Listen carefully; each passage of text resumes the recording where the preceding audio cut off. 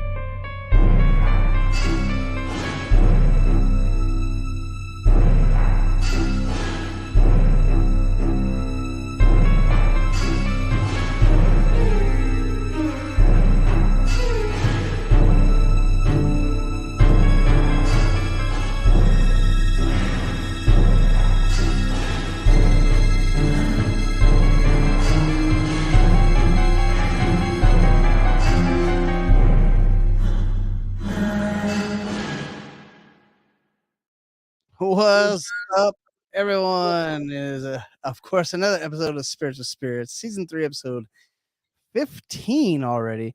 Cryptids Part 7. I am your host, John Watkins, and of course your host with the most from the other side, Mr. David Lowe.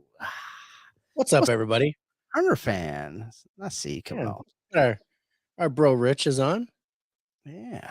Thanks for jumping on. He usually jumps in for a little bit, and then our ghost tubes talk about him for the rest of the night.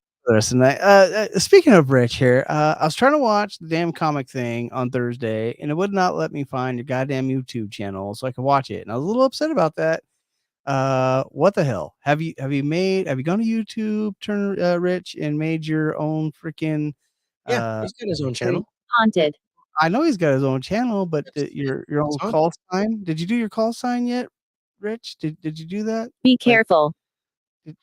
I'm wondering because I had a hard time finding you, and I didn't get to watch the comic thing, and I'm a little upset about it because I was like, "This is gonna be good," and I didn't get to see it. So what I ended up doing, I watched the NFL draft. That's what I ended up doing. Yeah, because his username is TurnerFan77. Yeah, but I think this is my bad because I thought it's usually at whatever your channel name is. So mine is at the 4K Lowedown. And then his should be at TurnerFan77, but he honestly doesn't know what it is.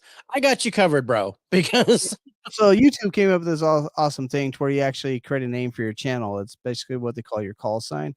Like first day it happened, I went in there and picked Spirit with Spirits. So you can literally type on YouTube and type at Spirits with Spirits, and it'll bring you right to our page. Yeah. I think Dave did that with the Lowedown, it sounds like already. Yep. Rich, you got to do it, man. It makes it way easier to find you. So all you have to do is type in the search bar at whatever you want it to be, and it'll take you right to your page. Yeah. And that's what I tried doing, and YouTube said, "Fuck you." Actually, it's funny because it should be at TurnerFan77, but I guess there's more.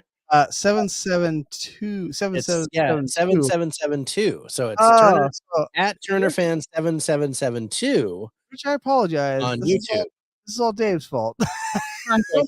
It should be TurnerFan77, and I'm just like, why is there an extra 72 after the 77? I don't know. Maybe he's secretly 5 years older than I think, but I don't know. But yeah, that's what they do. So, but YouTube actually, at a certain point, YouTube just did this automatically. Now, I had actually set it up beforehand. Yeah, which I think we did with Spirits too, but it just turned around and did it to everybody and gave them all tag symbols. Yeah, if you didn't jump in there within like the first month of it coming out, it gave it its own. Yeah, it gave you your own tag, what they think it should be. You should be able to find that in your YouTube settings what your tag name is. Keep recording. It's worth having. It makes it a lot easier for people to find you. Yeah, I think it added the other numbers, bro, because there might be some other TurnerFan77s out there. So it had to make it a unique tag. So Turner fan 77, 72. 72. I have to remember that. Yeah. Where you gotta go?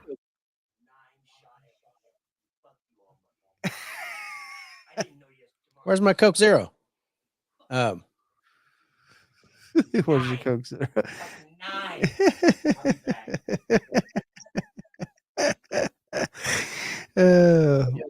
So bro, what are you drinking tonight?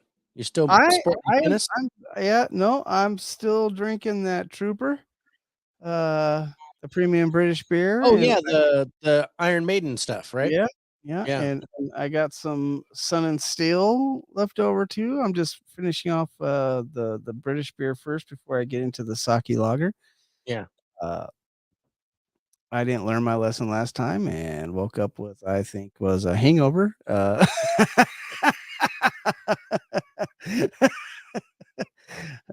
was like, "Oh shit, what the hell?" But I'm gonna continue on drinking it till it's gone, Dave, because it tastes yummy. I don't care how I feel the next day. Care what it does to me. Tastes good. I'm gonna do it. Yeah. So I've got Orion. Orion. Is that new one? This is an Okinawan beer. And I actually bought this in the tall bottles before, and I had it on the show. It just did it again. Found out, huh? Did you hear it? Yeah, yeah, like somebody was breathing. Yeah, it just did it again. Yeah. All right, Rich, did you hear it? It's bright. It's a little bright. A little bright. Oh, speaking of which. Oh, now Dave's bright too. I'm bright. Bright light. Holy shit. That's all in my face. So yeah, man, episode 15 already. Episode 15. So I mean, we're on track to possibly have our biggest season yet. Well, you think we're gonna take an 8-week break, right? We're gonna take an 8-week break, which we're still gonna put in content for Scare Network TV. So if you guys haven't done it already, get on scarenetwork.tv, pay the $4.99 a month or $40 for the year. You save $20 that way, and you can continue to get content from us. But on the YouTube channel for our live stream and on Facebook and Twitter, we won't have any new live streams. Yeah, we're gonna take an 8-week break and kind of and there's your load. Hello. We're gonna take an 8-week break for summer mid-season break and check it out. So that'll put us on track for 44 episodes. Dead. I don't think we're gonna get 44 episodes. I gotta be perfectly honest. I think it's gonna be somewhere in the neighborhood of 35 to 38. Oh no, yeah. We missed 1 week, right? With me being sick. Yeah. Yeah, gosh, I thought we missed 2 weeks, but I think we definitely missed one, and then you were like sick the whole week before and the whole week after. Yeah. And then we were but we only missed one live stream. And then of course, we missed our Scare Network TV episode, so they played an old one for us. Yeah. Be careful. One of our old recorded ones that I sent to them. So there's gonna be some of that too. But we're doing what's called a look back, where we're taking some of our best locations and cryptids from past seasons, and we're looking at them again so that we can score them with the Lowedown format, and we're putting that on Scare Network TV. So I hope you guys have a chance to take a look at that stuff. Yeah. And enjoy. I hope you guys are on Scare Network TV because it's been really great. I love working with those guys. Billy's awesome. And I'm counting my chickens, but I'm hoping that one day in the near future, I hope we go on an investigation. We do a paranormal documentary for Scare Network TV. That's my goal. remember, before we started with Scare Network TV, I predicted when we interviewed on Austin, I predicted that we would be on Scare Network TV. Yeah. And we are. So now I'm predicting that we will do a paranormal documentary for Scare Network TV. And wouldn't it be great if it was with Sean and Billy? I mean, that'd just be great. That'd just be like the that'd be like the culmination of all of this, all the synchronicities that we've dealt with since we started this show. Everything come together. None. And I think, honestly, to tell you the truth, I think that'll go. That's again, it said none.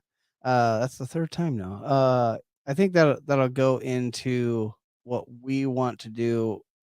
That'd be like the launch, I think, of what we truly want to do with our show. And that's do live investigations, live on our show. Yeah. And then do the actual breakdown of that investigation on a live show. And score it. Yeah. That's what we're working towards right now. Right now we're just doing the podcast portion and the blogcast, whatever you want to call it, blog, whatever. Well, it's video, so it's a blog. Where we talk and you see it. Basically it's radio, but it's a vlog because it's a video log. But what we eventually want to do is we want to do this show live during an investigation. Yeah. And then break down all the evidence live on this show. Yep. So so basically it would be, we do our investigation and then we take the step, and we're going to test this with the antique shop. Yes. Because we have, this is when I was investigating and you were remote. Yes. But you witnessed some things. I definitely had some issues. Yes. People in the chat noticed stuff. Yes. So we're going to take that as a kind of our base model. Yeah. It's going to be for Scare Network TV guys. It's going to be one one of our our series. We're going to actually, comb through our footage, our evidence, and, maybe show some video clips, show some pictures, things like that, some audio stuff that we found, and then score the antique shop as one of our haunted locations. It's going to be interesting. Yeah. I'm quite looking forward to breaking that down. And if you haven't yet, you should be able to either go on the Facebook page or even the YouTube page and go all the way back to beginning of season 2. Was it season 2? No, it was season 1. We did it before we interviewed Ralph Sarchi. That's right. It was before we did Ralph Sarchi. So but it should he was going to join us when I did the investigation, and he was like, "No, I'm not going to be there for a live investigation, but I'll do the show." So it should be on YouTube. I'm thinking, season 1, episode maybe 23. I think 23, 24. Yeah, right around there. You should be able to take a look at it and kind of see what Dave went through, what we saw, what we discussed during the show, everything that was happening during the show. But we're going to take a look back at that as part of our look back series, and again, kind of put that mold of what we want to do with our show and kind of see how that how that looks, how we feel about it. So looking forward to doing that one. Actually, that's going to be a lot of fun. I'm looking forward to seeing, number one, how we score it based on personal experience and things like that. Yeah. And how it stacks up to the other locations.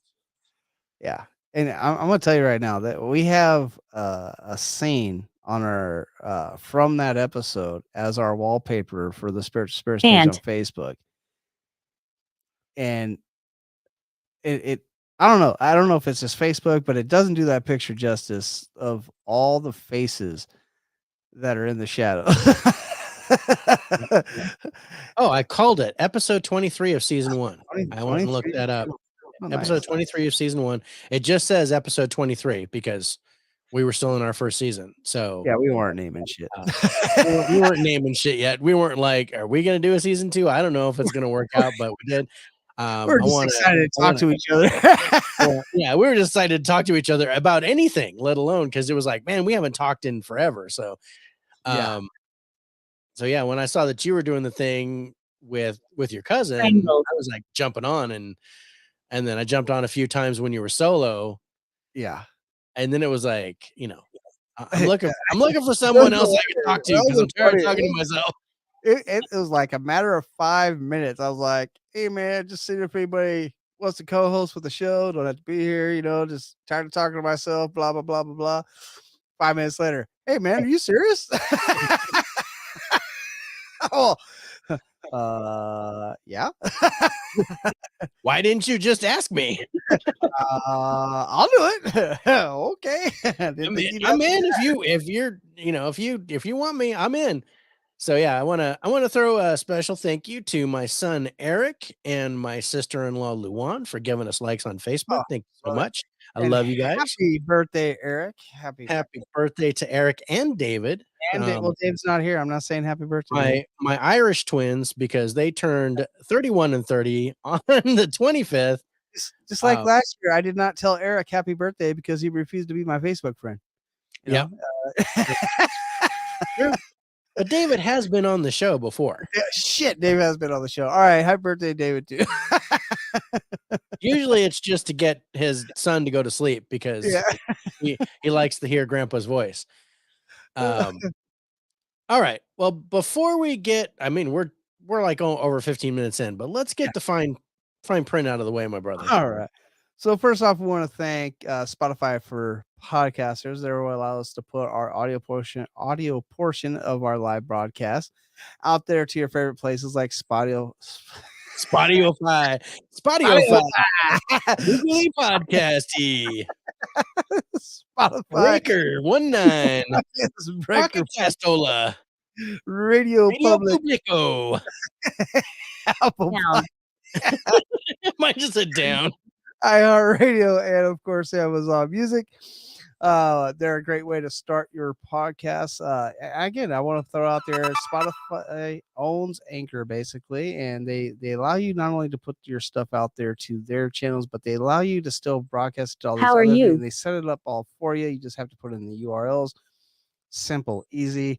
So want to thank them. Go check that out, and of course want to thank StreamYard. StreamYard is what allows us to do the multi-streaming here platform to where we can be on the Facebook Spirits of Spirits page, the YouTube Spirits with John and Dave, and of course Twitter.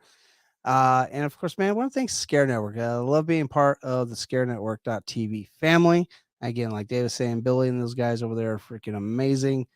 Check them out, and thank you for letting us to be part of that. Yep. We just got a third like from our boy Rich. Turner Fan 77 gave us a like on Facebook as well. Thank you so much, brother. Appreciate you, brother. So Cryptids Part 7. Cryptids Part 7. We didn't know at the beginning of this that we would have enough cryptids to do a full season. But dude, we're not going to scratch the surface really. Down. No, there's hundreds. And we haven't even, I guess you can technically put mythical beings inside the cryptid category, and we haven't even scratched really those yet. I know we talk about it a little bit after, whether we think they're more of a mythical creature or a true cryptid, but we haven't gone into like the true mythical creature, the unicorns, the dragons, and things like that. But then again, people think woolly mammoths are cryptids too, so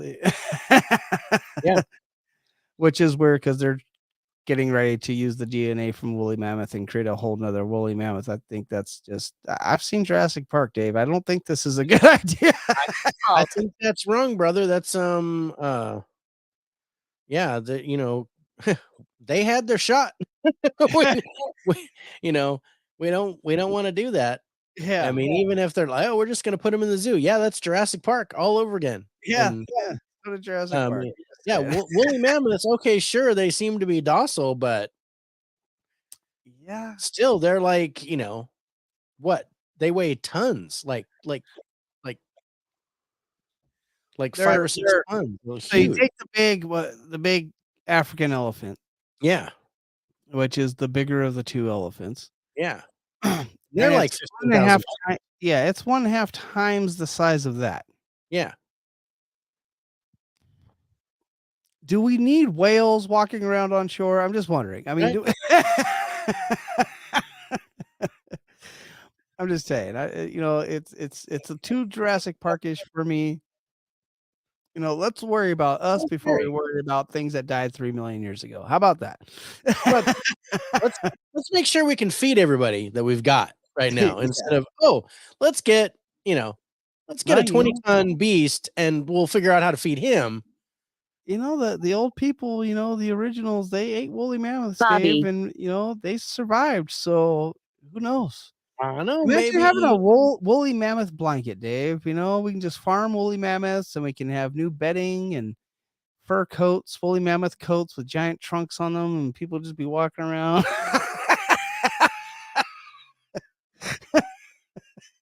Everybody needs a thneed.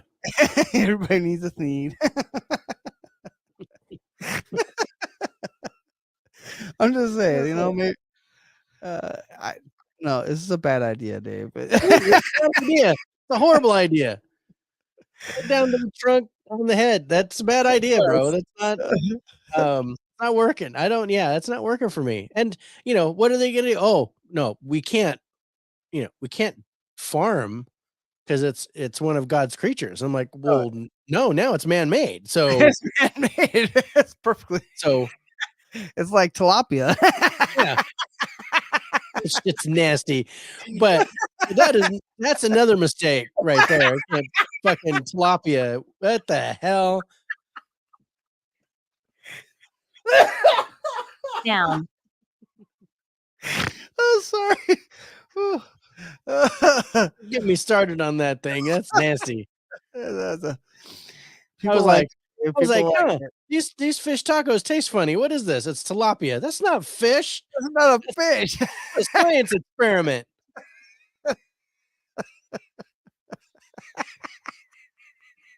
Fucking tilapia. Or something. What the hell? Yeah. What the? Yeah. So nasty. Man-made, Yeah.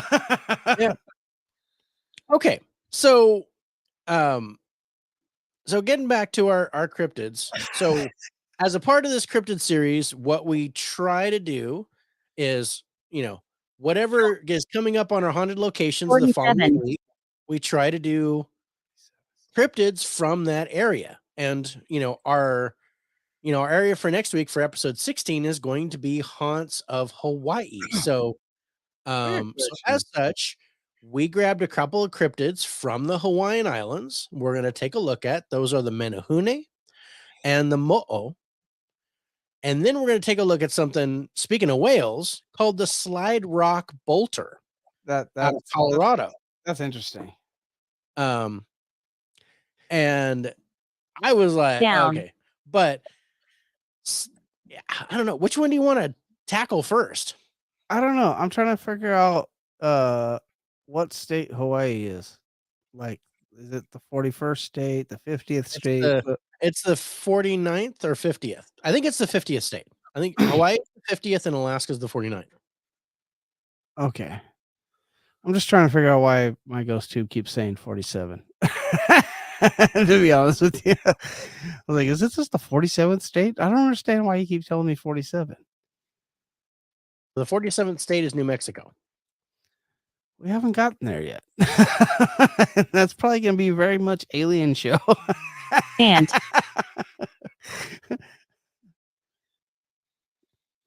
I don't have an ant that's 47. All right. What are you looking at? Just looking at the states. You got me going down a rabbit hole now. So yeah, Hawaii is the 50th state. That's confirmed. But yeah, we got 47 a couple times tonight.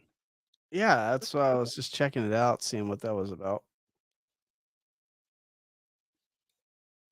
And I'm pretty sure I was right that Alaska is the 49th state. Uncle. Yeah, that's when we bought it. And there's Uncle. I got Aunt and then Uncle. Mm-hmm. I got uncle and then aunt and then uncle again. Yeah, and I keep getting the word down.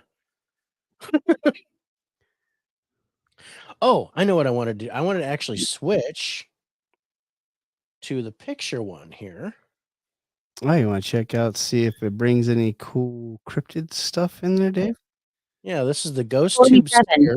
There's 47 again. 47 again.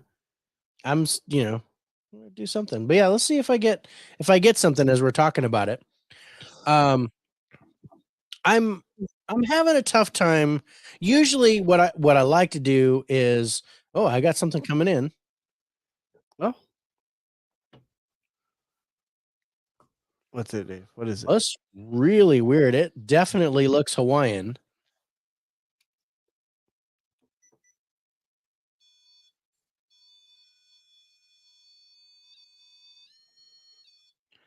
Oh, shit. Oh, wait, no. Come back. That's really weird. Can I? This is an interesting. So little... see if we can see this. Yeah, that's definitely looks. It looks Hawaiian, right? It looks like. I would say probably Hawaiian aspect to it. Yeah. Little Polynesian action going, yeah. Definitely some Pacific Islander thing. I mean, it looks like there's deer, and it looks like something like human in the middle. Let me see it again. Let me take a look at that. I blew up my screen here so I can. That's. How are you? Yeah, that's different. Yeah, it's really weird. I love that symbol on the side there. I guess when you're looking at the left-hand side. Yes. Yeah. Nope. Yeah, the opposite side of this. Yeah. So that side, I think. But yeah, and then right in the middle, I could swear it looks like a woman. Be careful. Yeah, I would say that would probably be a woman there. Yeah. It says be careful, Dave. Be careful. I will be careful. But yeah, that's kind of cool. That was kind of cool. And I already got something else coming in. That's a weird picture. But I mean, that made me think of the mo'o. The mo'o? Yeah. You think so? Yeah, because the mo'o is a creature that has the capability of transforming into a woman. It's primarily a lizard-based creature that but can transform into a woman or a gecko, like a small little lizard. So it sounds like what Dave's saying is we're starting with the mo'o.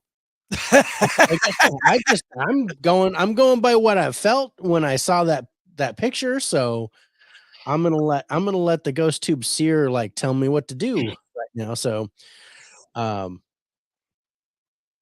I thought that was interesting, and I was getting another picture, but it was gone. You can just click on the picture part and it'll bring it up.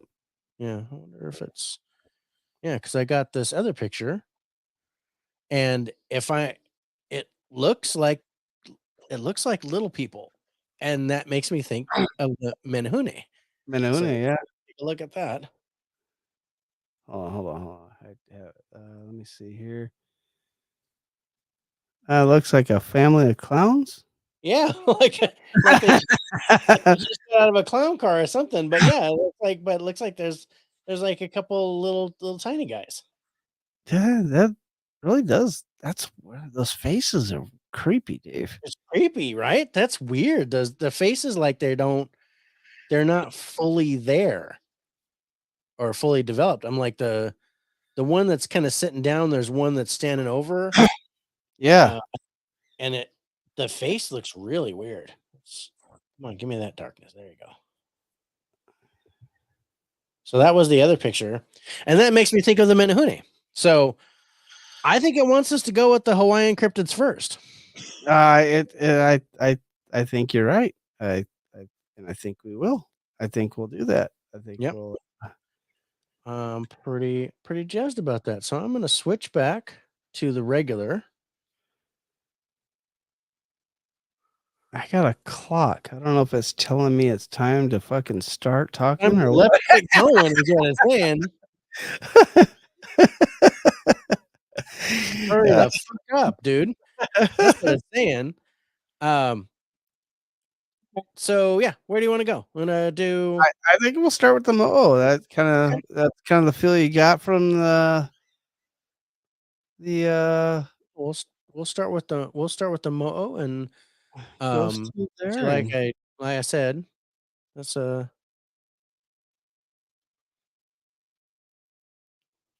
yeah, I like that. It's a looks like a monitor lizard though, almost, don't you think? yeah.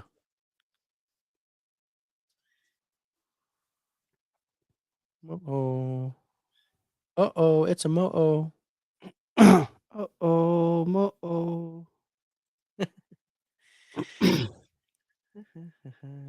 There's the Mo'o. So yeah, basically says that the Mo'o are shape-shifting lizard spirits in Hawaiian mythology. Mo'o often How do take you the feel? forms of. I feel pretty good. Mo'o often take the form of monstrous reptiles, tiny geckos, and humans. They were revered as Aumakua. Actually, sounded pretty good when I said that. Actually, you did that pretty good, bro. You're pretty good. And could have power over the weather and the water. They are amphibious, and many fish ponds in Hawaii were believed to be home to a mo'o. When a mo'o dies, its petrified body becomes part of the landscape.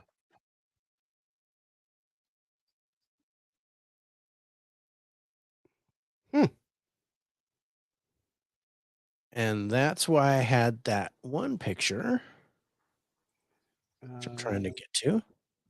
Did you? That's this one. Oops. Oh, That was one too, but this is one. This is what I was talking about, because it's almost like it was a fossil. yeah. They talk about how it can transform into something like a dragon. That was me. But this is the one I picked up. Yeah. When Look you at talk that. about the landscape. Yeah. And the one on the left, it's like the whole length of this ridge. Yeah. And then the one on the right, it's the specific falls, and it's the head of one popping out the top of the rock cliff. Yeah.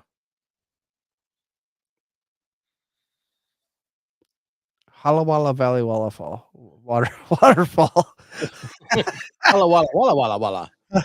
Halawala Valley. Bing bang walla walla bing bang. Walla Walla, Washington. What the hell? I know this isn't what we're talking about tonight, but I'm just gonna.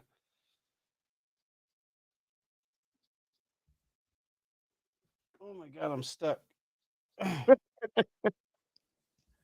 know if you can see that or not. Ooh, let's get the glare. Can you see that? I can't. I'm not able to make that out.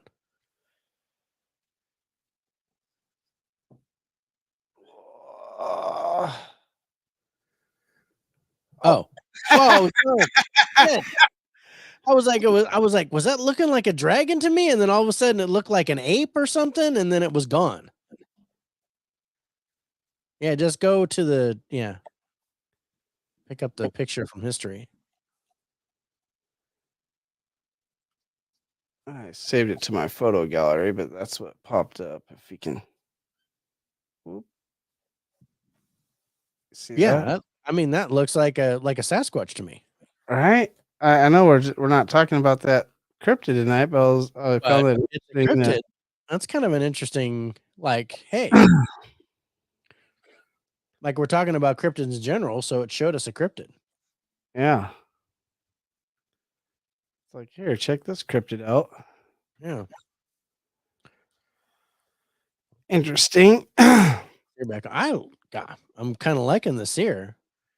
Now, the guys who invented this thing, they're also coming out with something called a lens, which is it's like a visor. Oh, yes, that you wear. It looks like you're wearing It looks like you're wearing like a VR thing. yeah. And yeah, they're getting ready to launch it. That's weird. Okay, so now I'm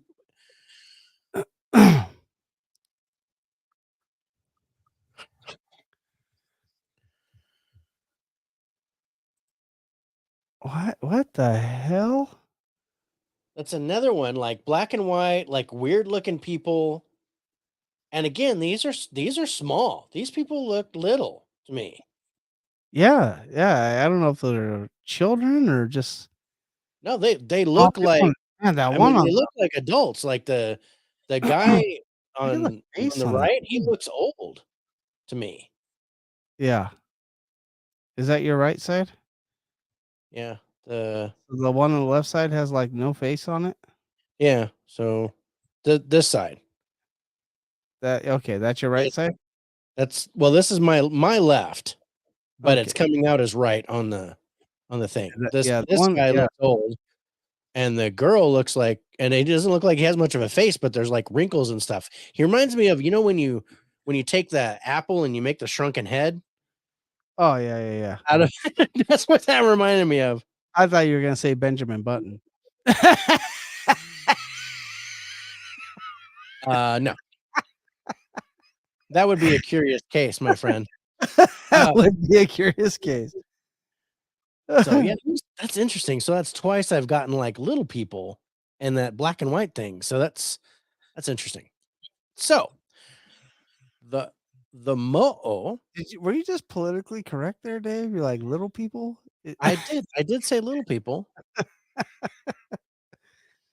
Oh, Rich fixed his handle. I don't know if that was a euphemism, bro, but I'm gonna say.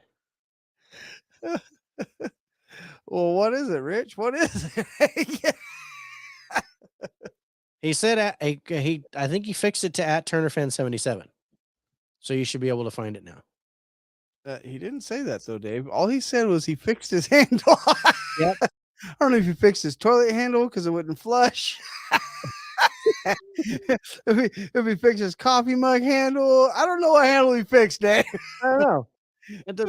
That depends. I've been, I've gotten pretty good at translating for him. So yeah, I think yeah, at Turner Fan 77. I think he fixed his YouTube handle, so you should be able to find it under @TurnerFan77 instead of 7772.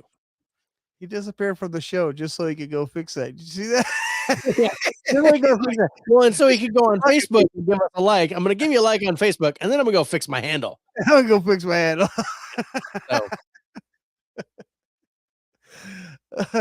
I did. Yeah, see, I did. I fixed my handle. It's like you left. I left to do that. All right. So the mo'o. Yeah. So when there's an apostrophe, it's kind of like a hiccup. Mo'o. Digga. The right stuff.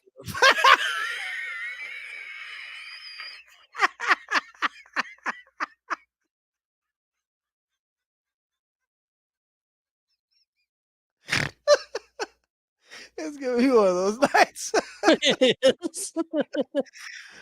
What the fuck is that? You got another picture?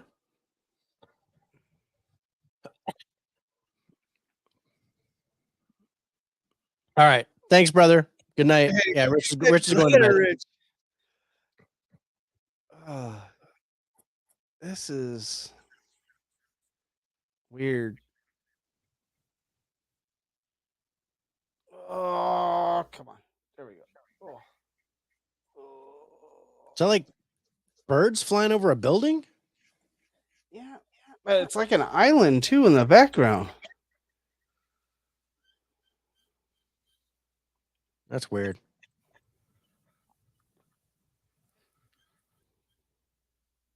Well, island, Hawaii. Yeah. I'm just going to share that to you. Yeah. Wait. Got it.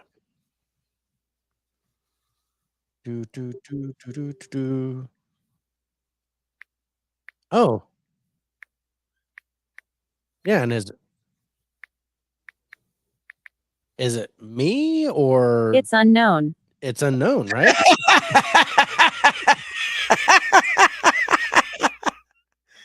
Yeah. It looks like it's like on fire. Right? Okay. Like the outer edge of the island is on fire. And that makes me think of the volcano. And I'm gonna just take this with a grain of salt. So, in one of the most famous legends of Hawaii, Heiaka, the youngest sister of Pele, goddess of volcanoes, battled Panaewa on her journey to Kauai to fetch Lohi'au, the man of Pele's dreams. And hold on. So it goes on Keep to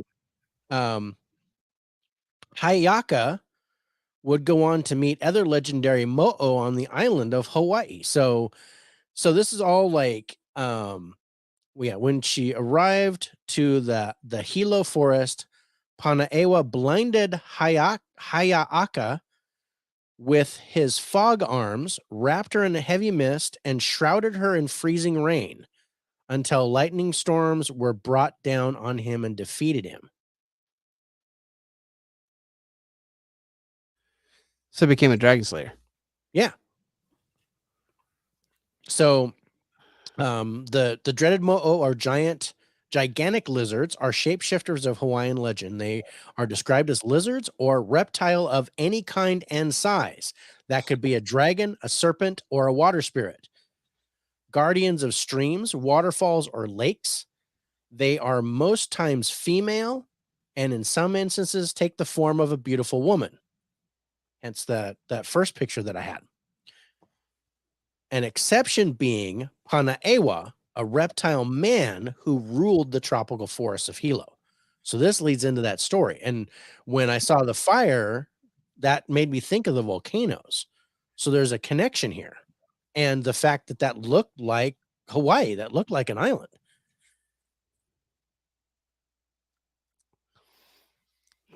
That's pretty cool. I think that's pretty cool. Dude, I know where you're getting this information from. I don't know if you went further into it, but there's like It's unknown. 4 pages of this.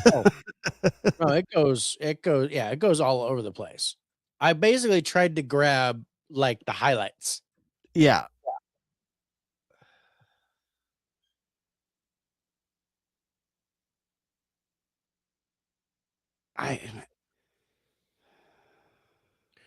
So that's basically the legend of the mo'o goes back to this. So let's see. There's one that I had. And this goes to your picture. Sometimes they're visualized through natural land formations. Yeah. I really love that picture of the mountain there. I think that's and this goes to that picture where the rocks on top of the waterfall look like the head of a giant lizard. Yeah. Also known as Chinaman's hat, is said to be the tail of a giant lizard slayed by Heiaka. Mo'o are so deeply embedded in the culture that they are even mentioned in Hawaii's Kumulipo, which is a Hawaiian creation chant.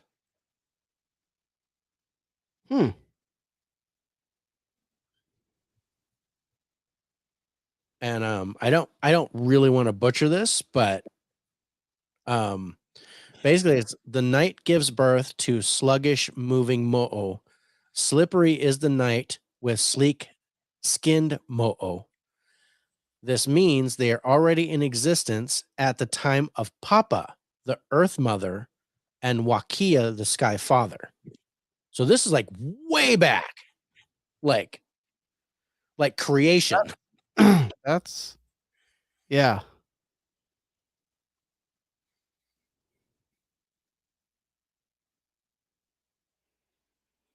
Wow.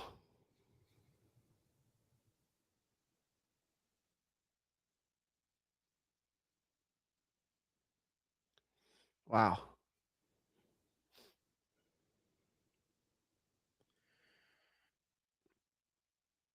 That's a long time. Yeah. Like, so let's see. The idea and the story of Mo'o being connected to water and having these kind of reptile lizard-like qualities stems from that ancestral memory of those places. Says the though feared, Mo'o were fierce guardians of water, which is a primary necessity for life. They weren't just bad spirits. What is your name? My name is David, and that's John. They weren't just bad spirits. They protected those places until death if they had to. In this way, the stories of the Mo'o are used as an environmental lesson. So, you got another one? What does that mean? Oh, that's creepy. That's like a mother and child, but that's their faces are wrong, bro. What is in my house right now? What's in your house right now, man? I mean, I don't know what the heck you're getting. Oh, and I got something coming in. Okay. I don't know if I want to show it.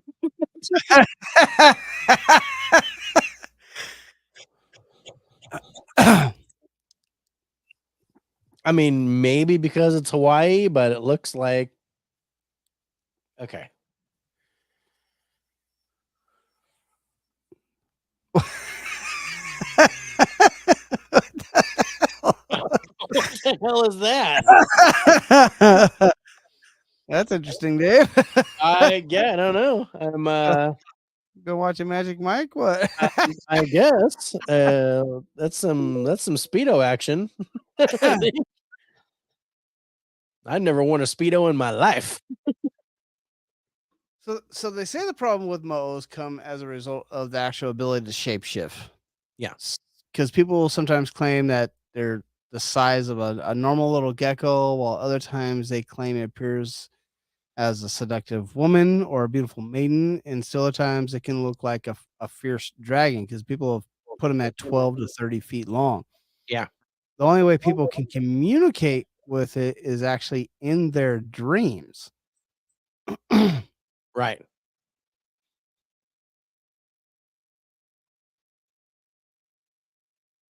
Okay, now this is interesting picture.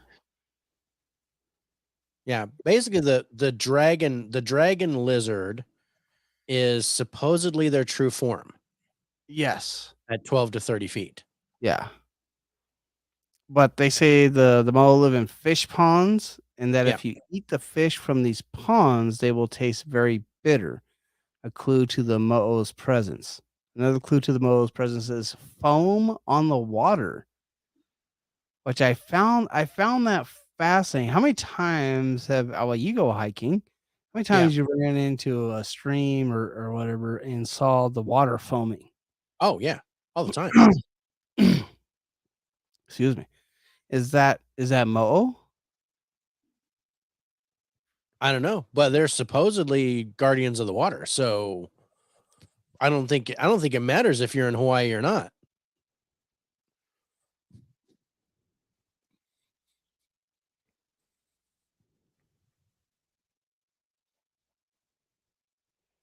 Hmm.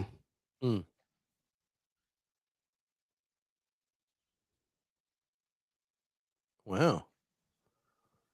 It was King Kamehameha honored a Mo'o who helped him win the Battle of Nu'uanu and then built an altar to him. Yes. That's actually something I saw when I was looking up things that we're talking about next week. King Yeah. Kamehameha. Kamehameha. Yeah. That's how it's spelled, Dave. Kamehameha. Yeah. So Well, I'm I'm pretty sure that's where it Dragon came Ball from. Z got it from. Yeah. It's definitely it's Kamehameha, but yeah. Is it though, Dave? How's it spelled? It is. It's Kamehameha. Kamehameha. I thought it would make the E sound, not the A sound for the E's. A and A. Kamehameha. Yeah. Sounds better saying Kamehameha. Kamehameha. It sounds better. I know there's Hawaiian people hating me, right? Dave ain't right. Dave ain't right. Stupid Howley. Yeah, I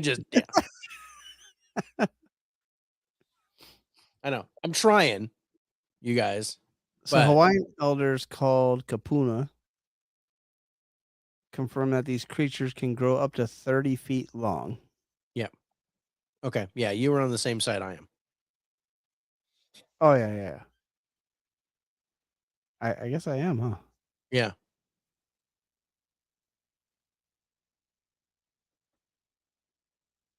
Cross reports that Freitas remembers hearing about a mo'o that ate humans in a place called Laie. Eventually, locals killed it, and they say Laie. to this day you can see the bones of the evil mo'o in the rocks at Laie Point.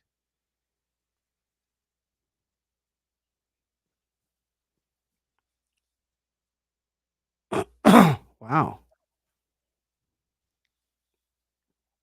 What do you think it would take to kill one of those things? Boy, I don't know. I'd be hard pressed to think that you could kill it. Not a normal man.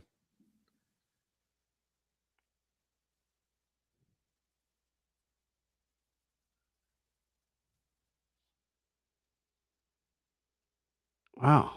So yeah, it says the mo'o are believed to spend most of their time benignly consuming the awa root,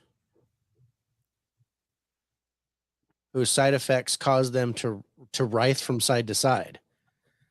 Legend also says the creatures can be seen by the light of the flames coming from altars erected in their honor. So I'm wondering, like the altars that you see around koi ponds, is that in the mo'o's honor or is that something different? That's I think that's in their honor. I think that's a connection there. You think that's a connection? Yeah, check this out. Well, I got two that I want to show you. That's a good one. Yeah. But that looks like the woman. Yeah. Cuz I got this and I'm just going to ask you what you think about it.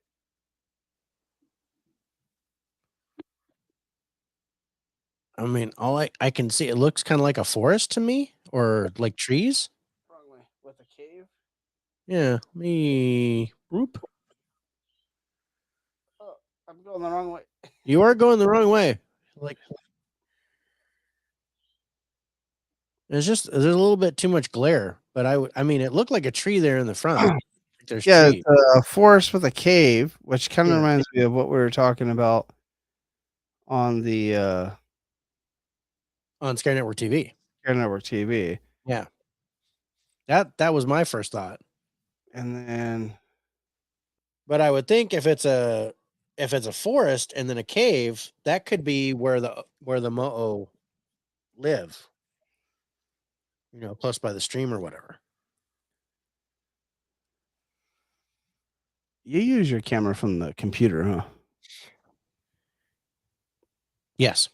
That's why you don't have to reach that far.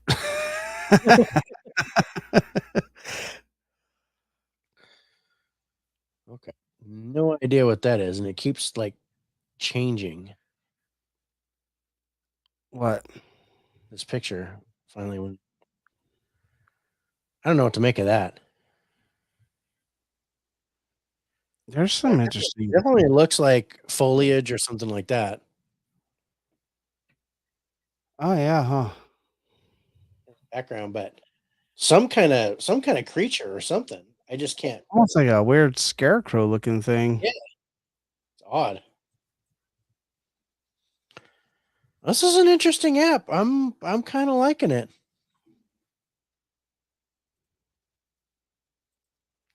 Okay. Change the view here, Dave.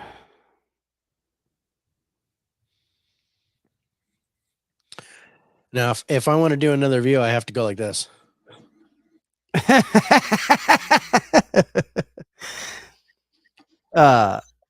Camera 2. Is this? It doesn't seem so bright as what the HD picks up. There we go. My problem with that is you can't see this. Yeah. Well, I can kind of see it from here. Can you? Yeah. Oh yeah, I Yeah. guess you can. Oh, look at that. Slide your gear up a little bit. Yeah, this is the first time I've ever used this camera. Oh. Let's see if you can see these pictures better though. Oh, I can see that. Again, little person and then like a full grown person and a bunch of trees. That was pretty cool.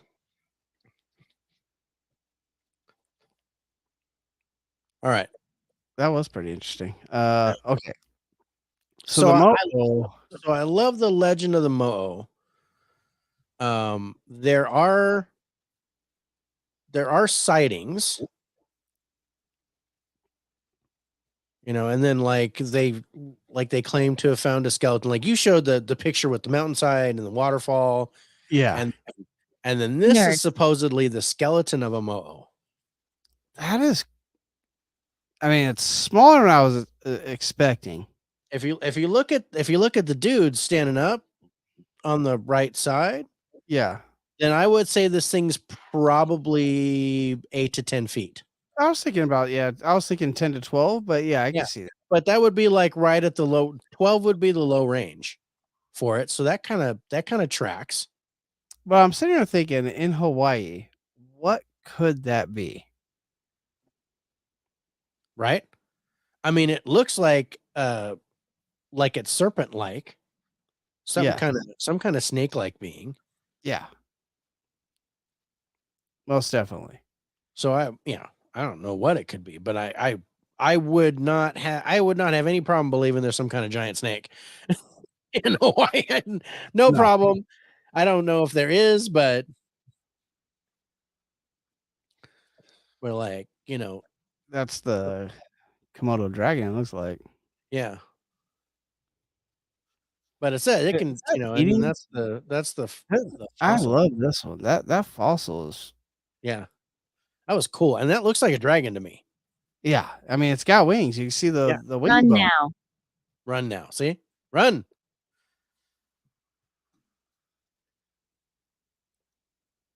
Mo was an interesting creature. I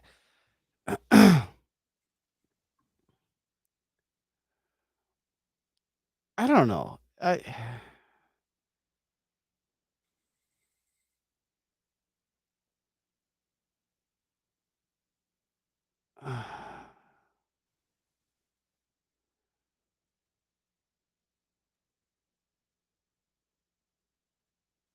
I say, aside from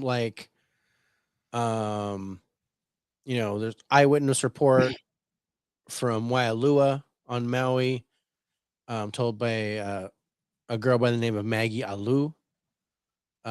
She reported that her mother and grandmother took her to a pond, and she was 8 years old at the time. Her grandmother showed her a mo'o, a giant lizard swimming in the pond.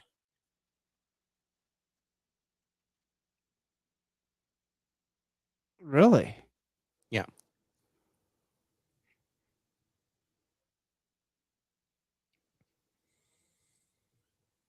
Wow.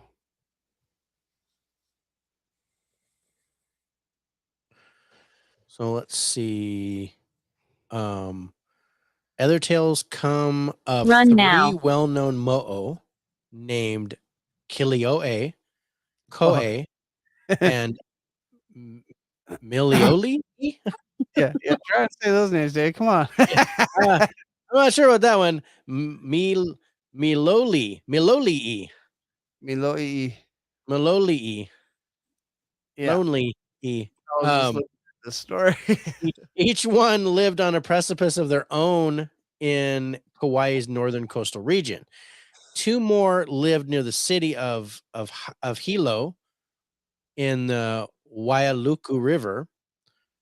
They were said to push humans passing by into the river and drown them. Yeah. These bad mo'o were eventually destroyed by the goddess of lightning,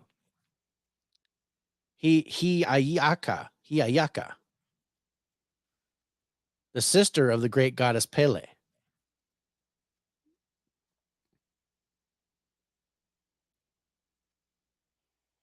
Okay. Oh, And people claim to this day that you can see a guardian mo'o's petrified head and tail at the bottom of a pool of water Nurse. in the Puna district. Another is visible nearby in Kalapana.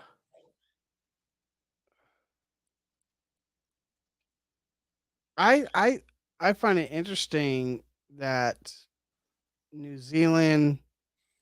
I mean, I don't know why I find it interesting, but it's interesting that the Hawaii, the people of Hawaii, and the people of New Zealand actually share. Yeah. In the mo'o, I know in New Zealand they Tahiti, call them too. moko. They call them moko in New Zealand, but in mo'o but the stories are actually very, very similar on the mythology, the lore of it. Mythology of it, yeah. Tahiti is the same way. They also have a legend of the mo'o. Yes.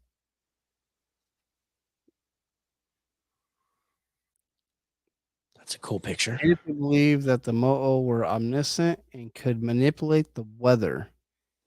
Nasty mo'os summon huge waves to wash people from trails to their deaths, or they would drown others in poisonous phlegm. Ugh. Even their disembodied tongues and tails could be lethal. Why are their tongues and tails disembodied? I don't.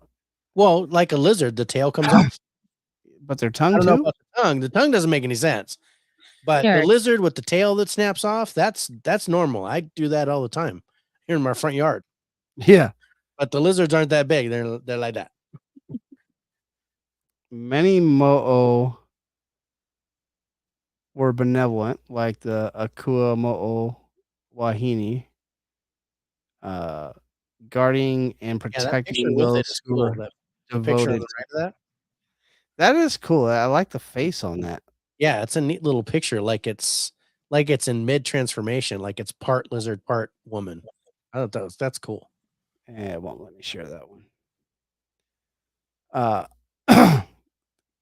The key seems to lie in keeping the mo'o happy and feeling honored. In return, she would keep the freshwater streams flowing abundantly and the harvest on land bountiful. Wataneki reports at one time fish ponds and pools throughout Hawaii had stone markers signifying their resident mo'o. Really?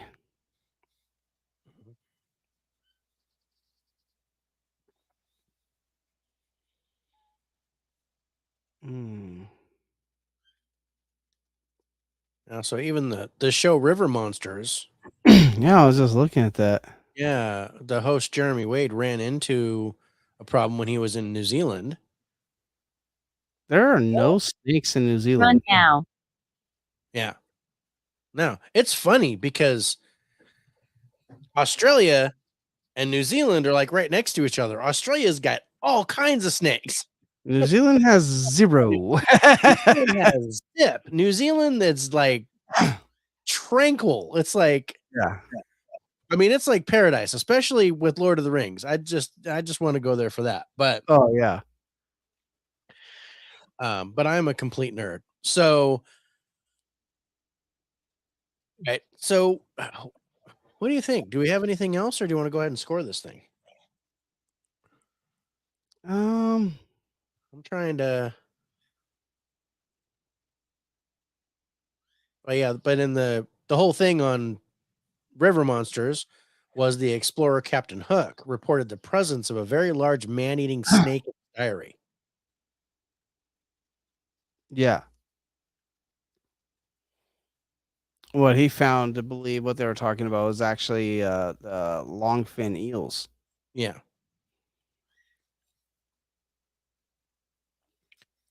So and that's interesting. What if that is an eel? I was just thinking about that picture too. I mean, that would be a big ass freaking eel. That'd be a monster eel. I mean, I'm looking at this. Whoops. I'm looking at the skull.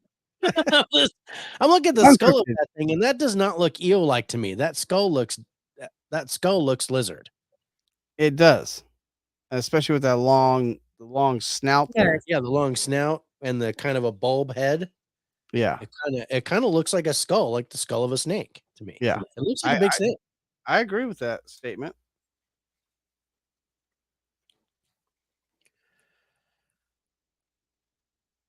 All right, so. All right, well, let's go ahead and start scoring this thing. So Run now. Size is it's kind of hard to narrow down because of the shape shifting capability of it. It can be as small as a gecko or as large as a 30-foot fucking dragon. Yeah. Well, we got to go with the biggest it can get.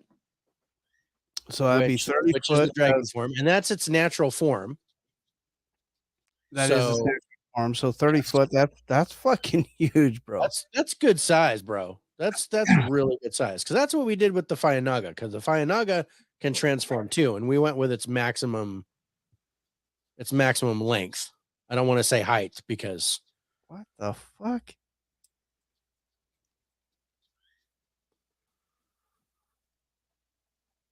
Looks like they're off to kill themselves a mo-o. Yeah.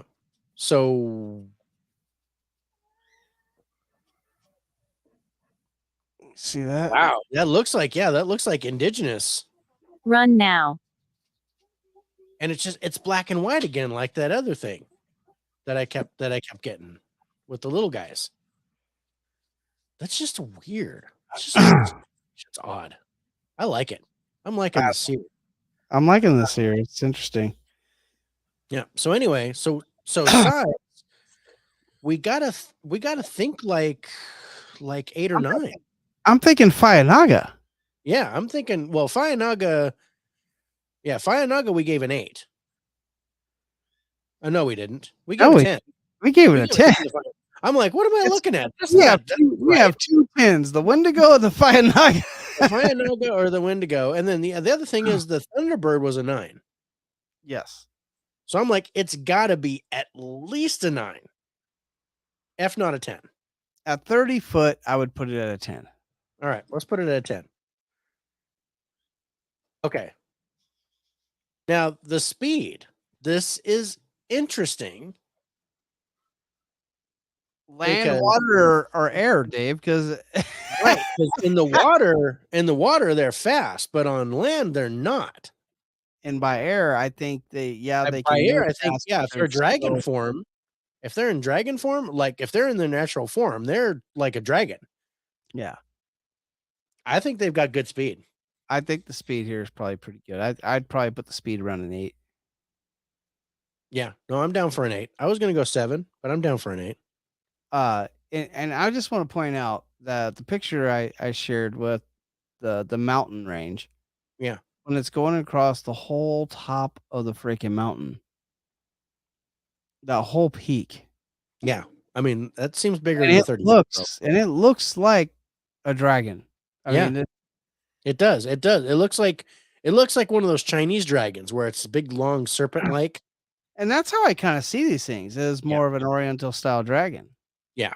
Even though they might have wings. Yeah. So, okay. So evidence on this thing. There's a little bit. There's a little bit. There's a lot of stuff like where they claim that like the formation of a rock, because they say when it dies, it petrifies and becomes part of the land. So is that one of those things where you see Jesus in a piece of toast and you're like, oh, that looks like a lizard head. That must be a mo'o. But I mean, I like this picture. That looks like a dragon to me. I don't know how big that fossil is. I don't know how big. I'm thinking it's only like a 2 few foot, feet, maybe. Yeah, 2 foot, maybe somewhere around there. So I'm looking at the stand and I'm thinking maybe 2 or 3 feet, but I like this. I like that. like That's probably 10 or 12 feet. I think you're right on that. Now, that's the thing, because I've got a rock formation that's at the bottom of my hill that I swear looks like a guy eating a cheeseburger. Oh yeah. So I can take you to Washington, the state of Washington, take you to Snoqualmie Falls. You'll see an eagle, a bear's face, a wolf's face in the rock formations of the waterfall. Well, yeah. I mean, we have a rock formation behind me that's called Eagle Rock. And it looks like an eagle. So is that like a petrified thunderbird, or is, cheeseburger guy? Is that shit? I'm just, I mean, well, that right there, that looks over 100 feet long. Yeah, but what do you think about this one as considered as part of evidence of possible? I think it is. I think we've got to consider it. Just like this. Yeah. I think we've got to consider, and then the stuff that they say they saw like the head and the tail at the bottom of the pool. Oh yeah, I want to say the pool with the petrified head and tail. Yeah, and the story from the girl when she was 8 years old, and the grandmother showed her a mo'o and said, "Here you go, mo'o." So I think all that counts on evidence. I'm still not very high, but I'm kind of right around 5, I think. I was gonna say 6. That's kind of where I was sitting, as a 6. I'm down with a 6. Because this could be, a lot of this evidence is like dead mo'o. Yes. So, but there's no evidence of a live mo'o. So maybe a gecko. But yeah, a gecko crawling around, or a Komodo dragon, or any type of lizard. I'm having second thoughts. Like, could that be a mo'o? Well, it's just like the foaming waters that we see around here. Is that still mo'o, even though they're not in Hawaii? Yeah, I don't know. Especially, if they've got the same legend in Tahiti and New Zealand. I don't see why, especially if they're a spirit, that any type of water, any body of water can hold them. That's I don't know why that would pop up as a picture right now. I don't know. I've got a picture too that's really. Why does it keep changing? I don't know why that would pop up, Dave. If you look at it. Did I get? Oh no, I got something else too. So, ooh, this is weird. Look at that. Cardinal. Yeah. So where?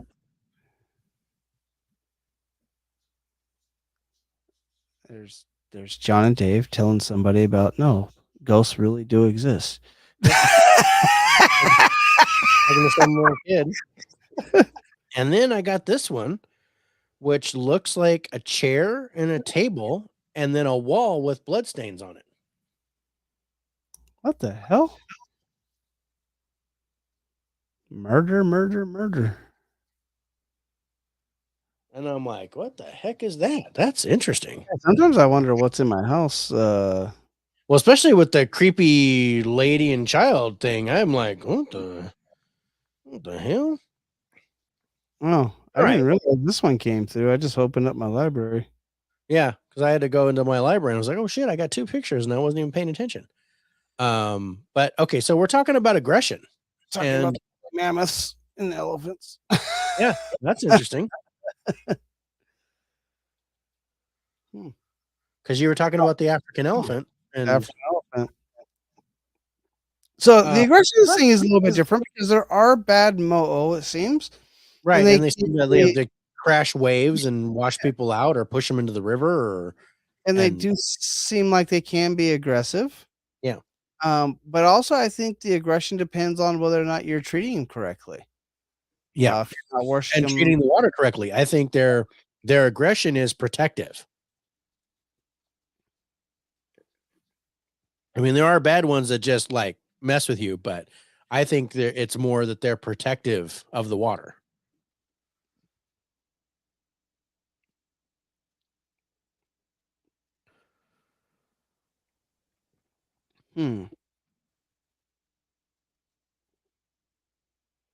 So I don't know. I think I'm low on the aggression though, even though there are here some bad too. modes. Yeah, I don't think that they like seek out an attack. I think there's a few, but it seems that the ones that are bad get killed. Yeah, Get pretty quickly. destroyed by the god. So I probably put the coming out aggression level here around a maybe 3. Yeah, I'm like 3, maybe 4. So yeah, 3's fine. I'm down for a 3. Okay, but I got to say the lore's got to be a 10 though. It goes all the way back to creation. Yeah. This is one of those ones where I was like, man, this kind of deserves an 11.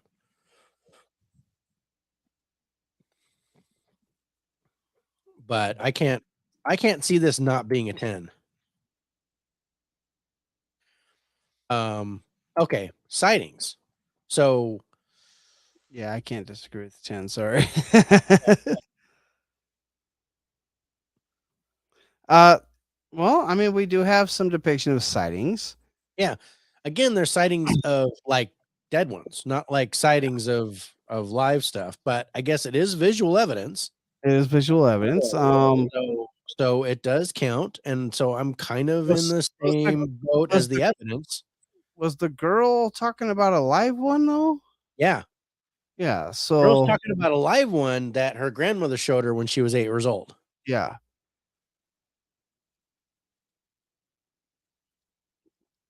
I think actually, I think on the sightings, I guess I kind of have to put it right there with evidence, right? Yeah, because it seems like the evidence is pretty much visual evidence. Yes. What the hell? I don't know what the hell's going on. What the hell is But there's a cross.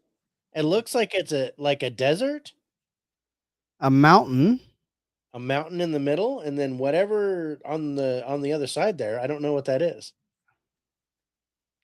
That's a like another mountain, only it's kind of boxed in or something. I don't even understand this. And I don't understand that below the cross. Oh shit! Like the hat man took off his hat. What happened here? That's like death. That looks like death to me.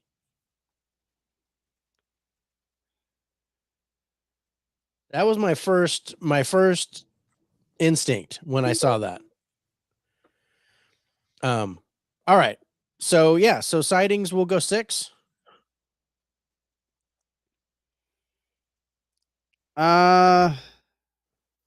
You want to match the evidence, or I think I'm gonna match the evidence here and go 6, considering all the evidence is based off of actual visual evidence. Yeah. Which brings us to audio, and I don't think there's any audio. Fucking none, bro. Not even in the stories of legend did the Mo'o say anything or make a noise. No. There's no godly roar coming from them. There's nothing like that. No, so it's got to be a 1. Yeah. Okay, physical or object? The manifestation of water, or not manifestation. It affects water and weather. Yes. So those are objects for sure. Yeah. And it's been known to push people into the river. So I think it makes physical contact. That makes it a 5 automatically. Yep. 7. Do you give credit to the fossilizations of them as object? I think I think so, because when they die, they petrify and become part of the land. I think that's an object thing. So yeah, no, now I'm up to an 8. I think I'm at an 8. I think I'm right there with you. Yeah, I'm at an 8. Okay. So I have exceeded my daily limit, so I can't do any more pictures. the emotional aspect of this, I think there is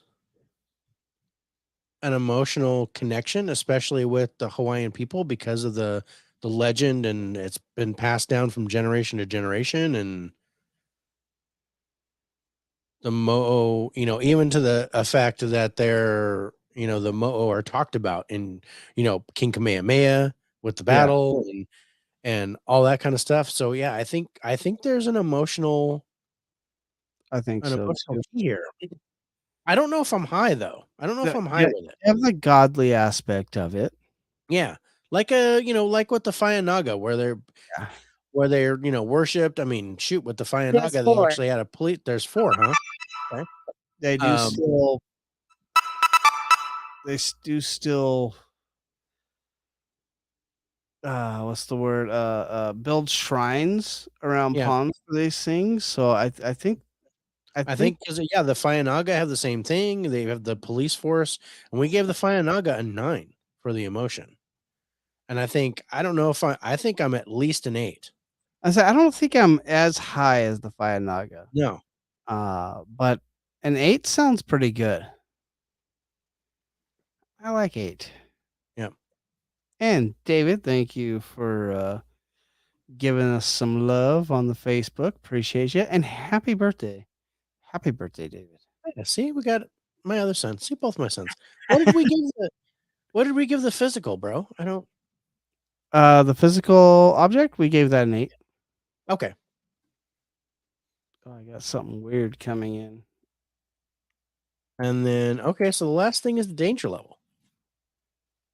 I mean there is some danger here with the bad ones. This is a Yeah, and if you're not not treating the water well, because they protect the water.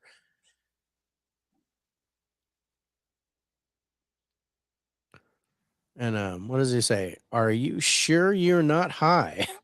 I'm pretty sure.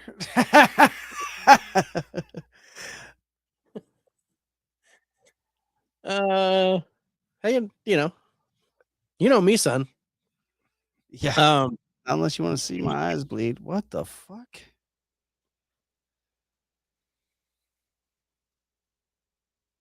It's too weird. Like one was a fire and the other one is this. Well, that's weird. Like it looks like a fish that's bleeding from its mouth. It looks like a weird sonogram.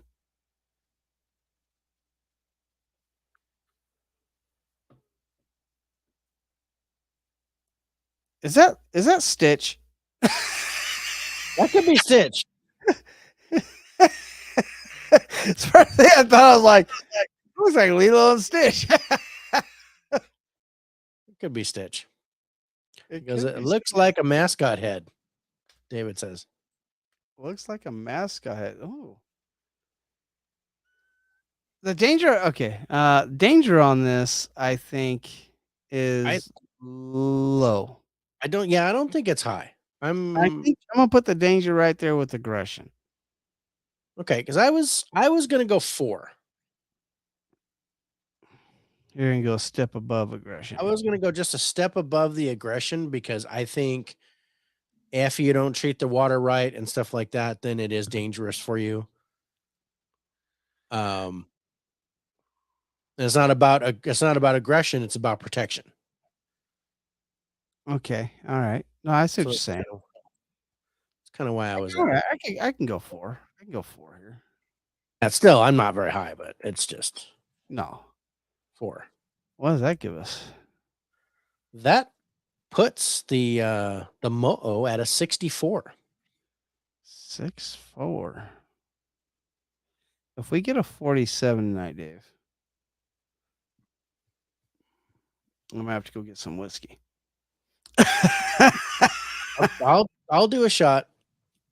And that would officially make the lowest one. Danger of scarring children. Is that scarring or scaring? It's scarring. It's two R's. You're right. Something go. Is that right? You're right.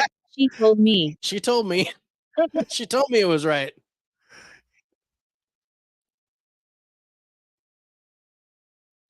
Perfect timing. I just finished my beer. Yeah, and I gotta pee. So you know what that means? That means it's break time. Thank goodness, because I can't spell. Yeah, that was the other thing I was wondering. I said, I don't know if he spelled it right, so I'm not sure which way it was going to go. If I don't think he meant scarring or scarring. I think either way, it's scarring. So, all right. So with that said, we're gonna take a quick break so we can empty and refill. Yep, because we're only renting the beer. So, what do we want to listen to for break? well, we're gonna have them listen to it. Yeah. What do you guys? You guys want to listen to a little "Beware of the Monster"? Yeah, that's what I played in the intro. Then we shouldn't do that. How about they're We are already celebrating Don's birthday. Catch you later. Thanks, son. Well, thanks for Happy dropping birthday. in. Appreciate Happy birthday you. to your mother-in-law. She told me. She told Oh, me. mother-in-law. Yeah. Yeah. Happy birthday to the mother-in-law. Karen's mom. Nice. So that's good. I'm glad. She deserves a good birthday party. How about this, Dave? How about Let's do do. this?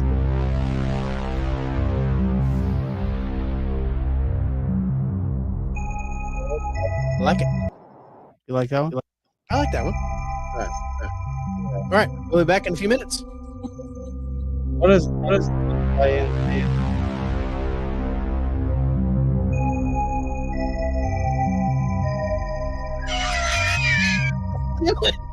How do you know you're old? You don't get acronyms no more.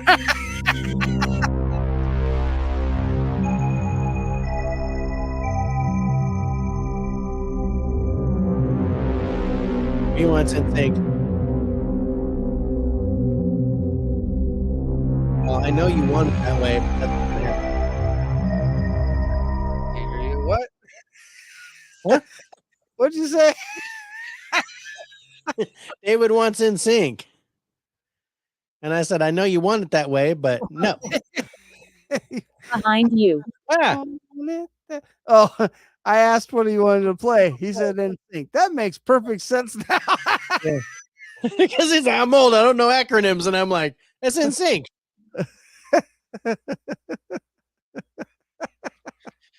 Oh, what is it? I didn't see it.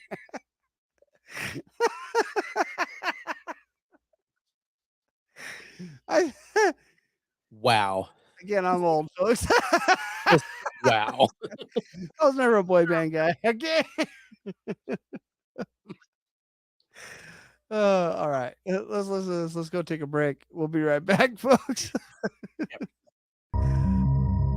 Oh.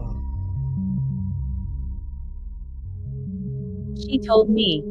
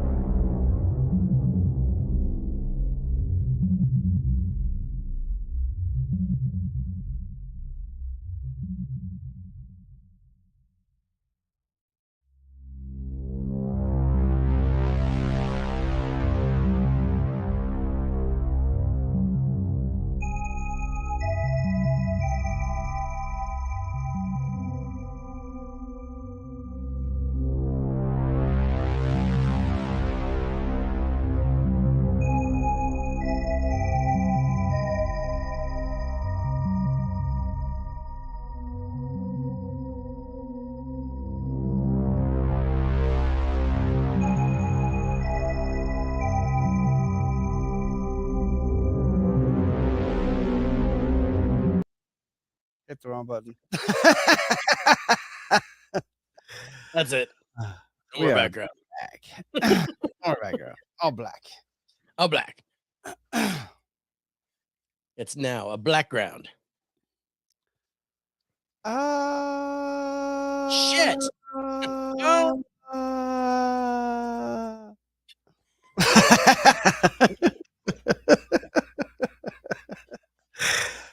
That doesn't look too bad like that though, but we're going back to this. Done that before where it's like, oh, go. Ah. There's nothing there. Oh. Ah. What the hell? She told me. Ah.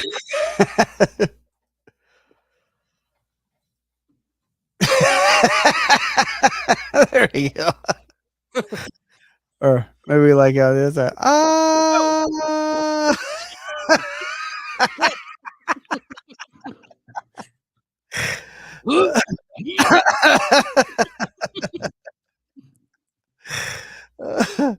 having too much fun over here.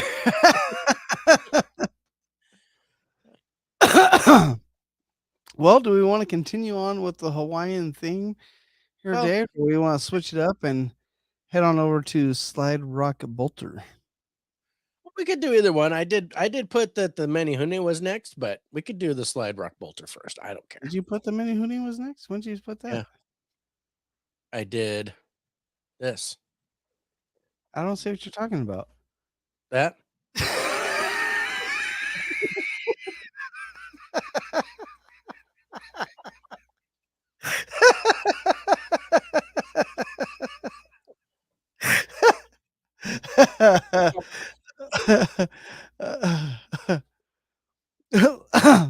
Well, the seer said Menehune with all those little people, and so let's just keep it on going with that.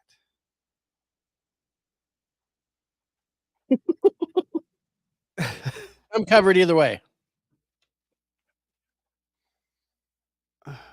Okay, so yeah, let's talk about the Menehune. You know, sticking with the Hawaiian cryptids.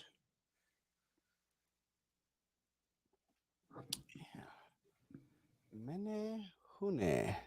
Menehune. What the hell? Menehune is one of the few unknown primates of the Pacific Islands. In this case, the tropical rainforest and shrublands of Hawaii. They're said to be around 2 to 3 feet tall, with stout, muscular frames covered in dark brown fur, broad shoulders, dark skin, a pot belly, and faces possessing long eyebrows and a protruding brow, sharp ears, and large, intelligent eyes. According to locals, they eat bananas, fish, shrimp, squash, berries, and sweet potatoes. Menehune are said to only speak in grunts and growls. The Menehune are said to live in either banana leaf huts, caves, and even large hollow logs. Many native Hawaiians believe the Menehune are their ancestors and were there before they found Hawaii. And now I'll go look at your damn picture. She told me. Ugh.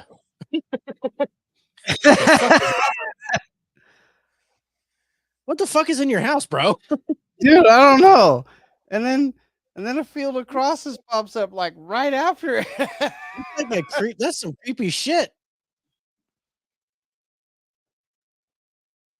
I'm scared to turn the ghost tube back on. That's creepy shit, bro. That's behind you. God damn it.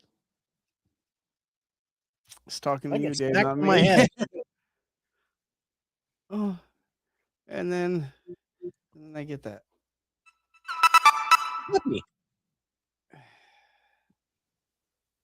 Or is it Skinwalker? I don't know.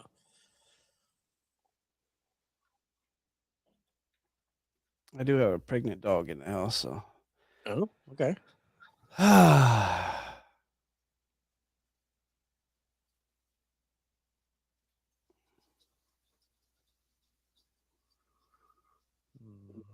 You know what's interesting about the Menehune? What's that? That a census in 1820s officially counted 65 Menehune living in Wainiha Valley. Wainiha Valley. Ah, Wainiha? Wainiha? Or Wainiha Valley. It's on the Valley of Kauai. yeah.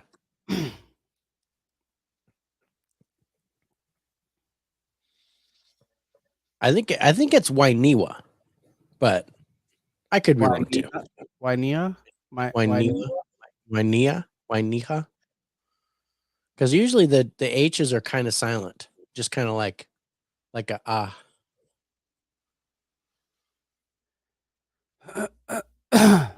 Usually, I don't know, but yeah. So so they registered in their census. Yeah.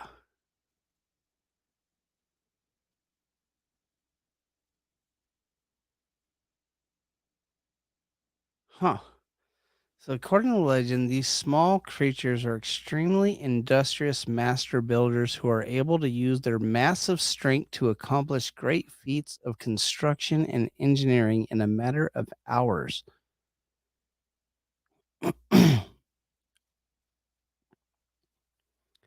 Menehune work at night so ancient Hawaiians would not discover them. Their work would be abandoned if they were caught.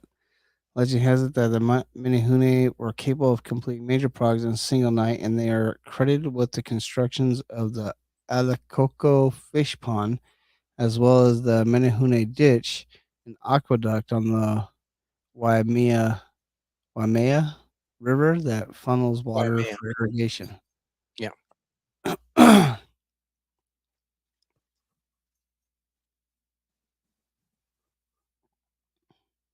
May okay.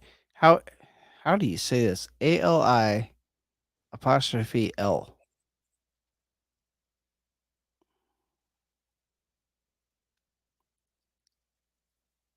Um, Or is that a capital I? I think it's an I. Yeah, it's ALI apostrophe I. Ali. Ali'i.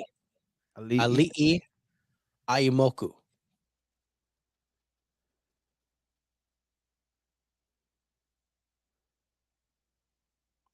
Oh, That the was Menehune the enjoy the singing. 1820. That's connected to the 1820 census, right? Yeah. Ali'i. Yeah. Many who enjoy singing, dancing, and cliff jumping. Rumor has it that if you hear splashes in the middle of the night, it is possibly Menehune diving into the Pacific. Menehune also enjoy archery and have been known to use magical arrows in order to pierce the heart of an angry individual. It did it again. Did you hear it? I didn't hear that one. Yeah, it did. It was only on my end this time. That's not good. Imagine to pierce the heart of angry individuals to ignite feelings of love rather than anger. Oh, so they're like little cupids. Little hairy cupids. I think it feels like I'm reading a cryptid Tinder profile. I enjoy Oh, they're like singing, long walks dancing, on the cliff beach. jumping. I also enjoy doing archery.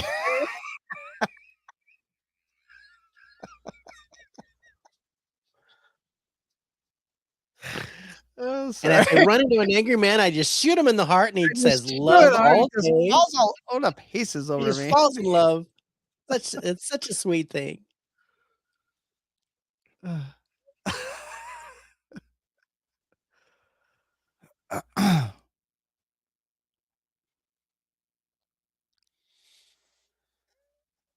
That's interesting.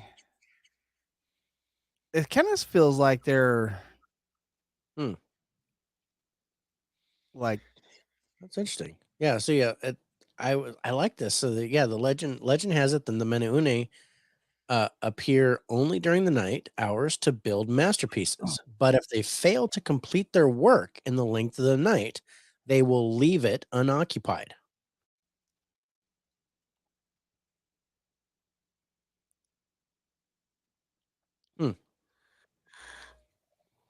No one but their children and humans connected to them can see the Menehune.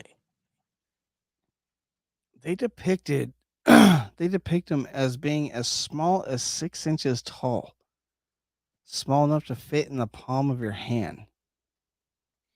Yeah, that's like the Indian in the cupboard. Yeah, and they love bananas and fish. Bananas and fish. Hopefully not at the same time. That would be bad. Putting bananas in like your tuna fish. Ugh. Ugh.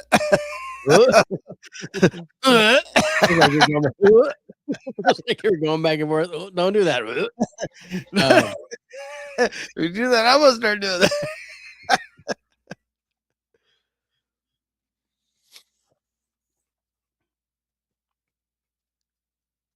The Aleka Coco fish told pond me. is said to be around 1,000 years old.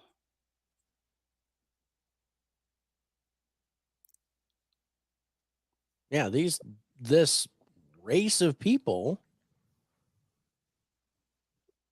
predates anybody that was on the island. Yeah, they said they're the first there. Yeah.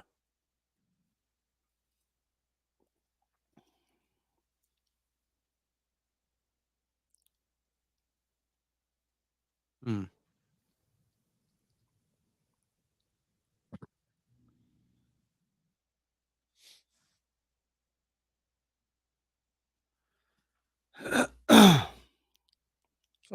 That's some really cool thing. So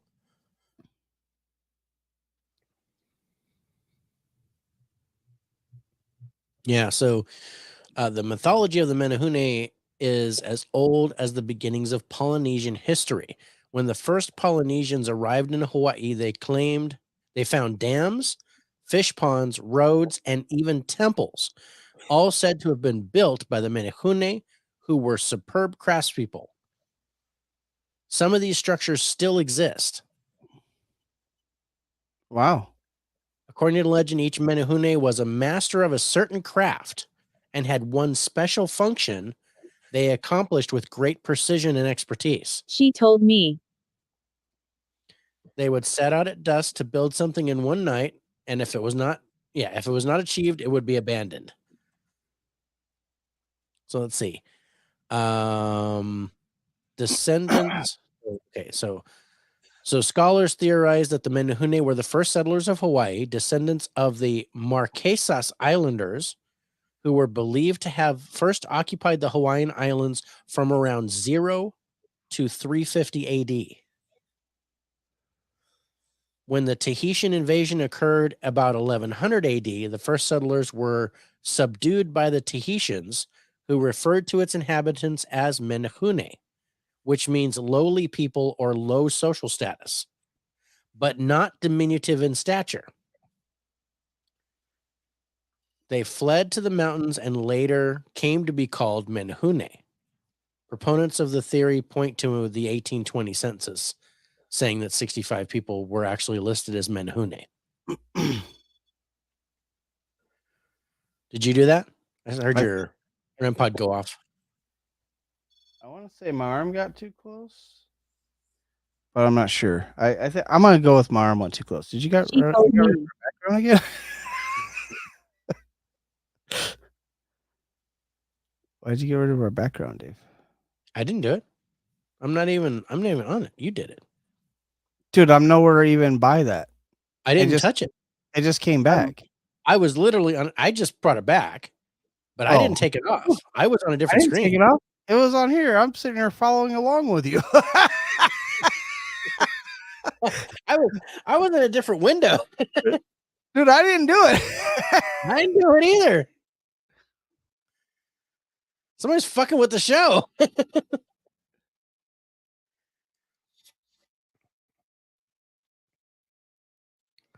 So let's see. There is a place. You're not looking. Okay, so it's considered. Oh, that's the fish pond.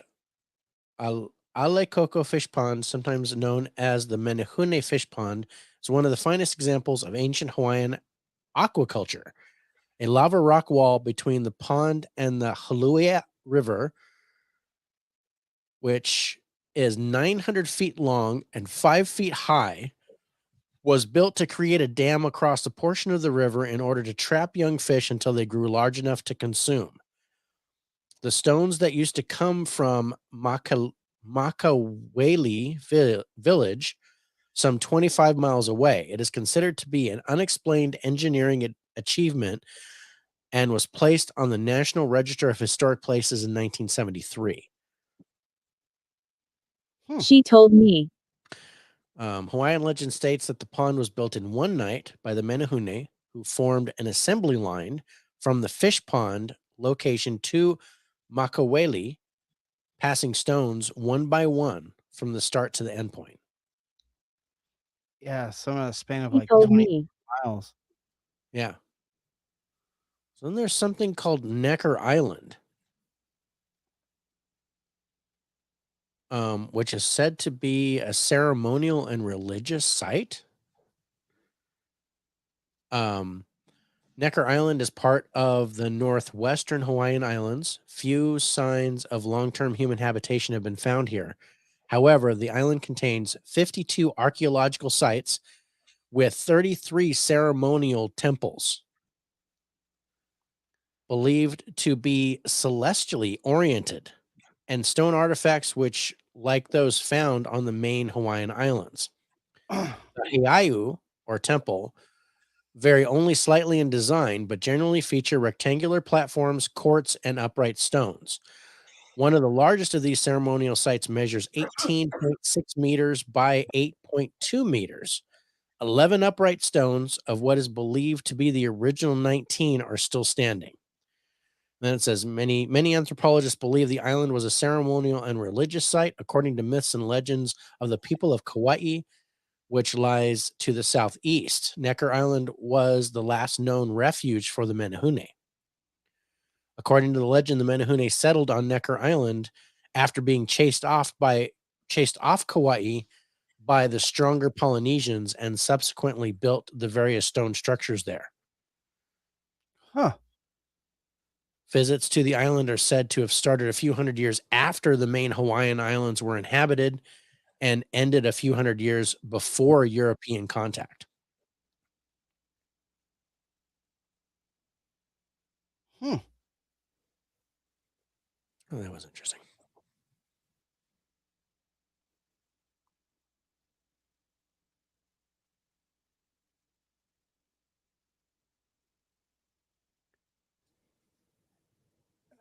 These. Weird. I don't see the time on our screen. It's odd. It's kind of. She told me. It's kind of. Are you sure you didn't do it now, Dave? I did that. It's kind of interesting because, like, based off of like everything, it seems like the Menehune were a real people here. Real race. Yeah, they're real. I don't want to say people, but they're real beings. Real. Yeah. I don't know if did I show you this? No, you were reading, huh? Yeah, I was reading. Well, that's interesting. It's a big guy and a little guy. And the little guy stabbing him right through the heart, Dave. Yeah. Right through the heart.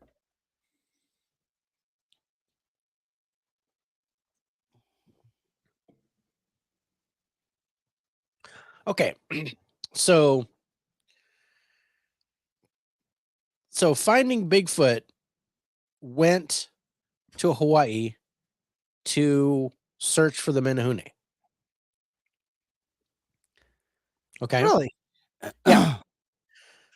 So, they went to this thing, and like I said, I watched a clip of it where they had like a half a dozen or so eyewitnesses that claimed to have seen recently the Menehune, including I want to show this picture, and it's not going to be that big of a thing. But if you look at this picture, I've circled where this Menehune is supposed to be.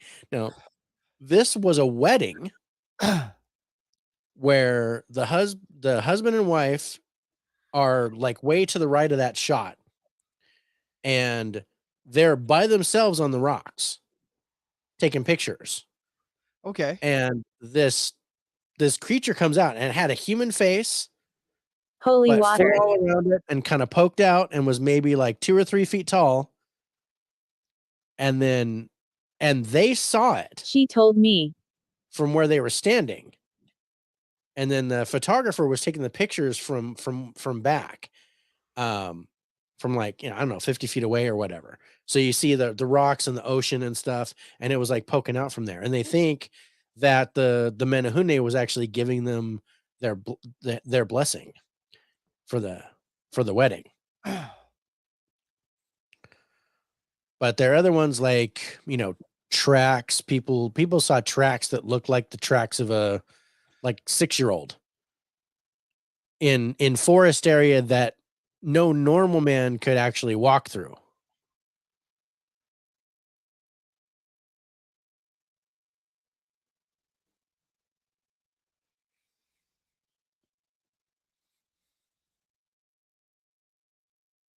I keep seeing a dog. I don't know, because the face is in the middle. So if you look to the I guess to the right, and that is like hair, and then there's a flower on top, and then in the middle there is a face. You want can to see leave. 2 eyes and a nose.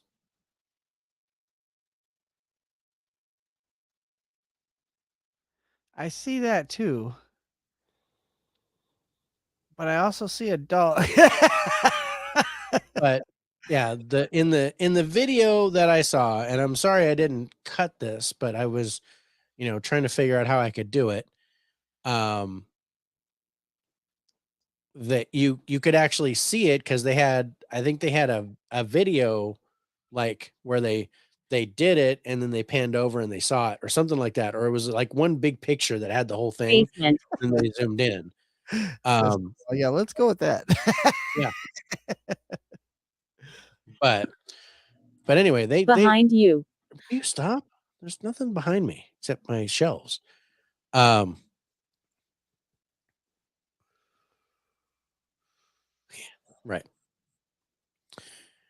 Anyway, face value, we don't discredit, but like I said, there were, like half a dozen people that were eyewitnesses to something, either heard. There was one where he could swear he heard 2 people talking to each other, but they were talking in like grunts and clicks and stuff. Yeah. And then he went through the forest to try to find them, and he couldn't find anything. Huh. Behind you. Stop it. I keep looking behind you. No. I'm waiting for one of your DVDs to fall off the rack or something. Just go. Or see something in a reflection of the picture or something. But yeah, let's go with that.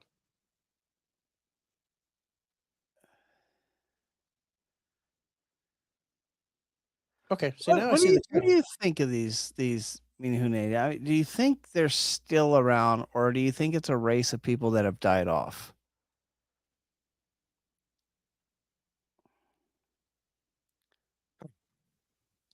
I was kind of juggling that question also. And I think they're still there. I don't think they've actually died off. I think She told me. I think they've moved off to where they're not seen as easily. But they still show up every once in a while. I don't think there's many left. You think they have like a small clan living out there in the wilds of Hawaii? Yeah. Yeah, like a small village. Tree. that, in the trees. Yeah. What would you do? I mean, as small as 6 inches, how many you think got stepped on? Oh man, I don't know. Right? That would suck, man. You just like crunch.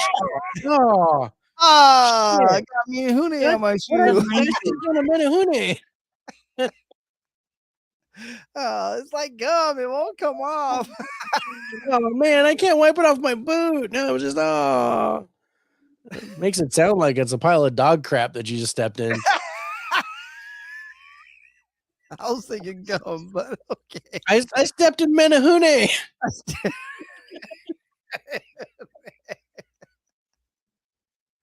Oh, we're never gonna get to go to Hawaii. God, 6 inches tall though, man. I mean, average is like 2 to 3 feet, Yeah, but as small as 6 inches tall. fit in your hand. Yeah, that's crazy. That's small, bro. Yeah. How did I die? I don't know how you died. You'd have to tell Okay, me. so let's see.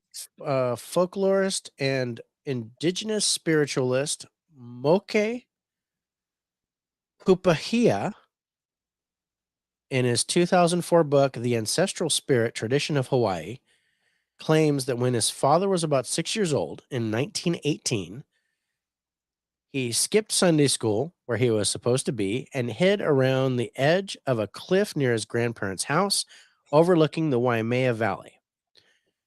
He then noticed an outcropping of rocks not far from him was 3 tiny men, about the same size as him, who were hairy, but not hair covered like an ape, dark brown skin, curly black hair, and were naked except for a malo, which is a loincloth. Yeah. They seemed just as startled as he was. So he ran to his grandparents' house and told them about the encounter. The grandparents believed him and said that what they were. Those were Menehune. And they've seen him multiple times in the past month at the same spot. Wow. Really? Yeah. Douglas. Or Douglas. All right. In the mid 1940s, a group of 45 elementary school students claimed to have seen multiple Menehune jumping around and seeming to play around some trees on the northern Big Island.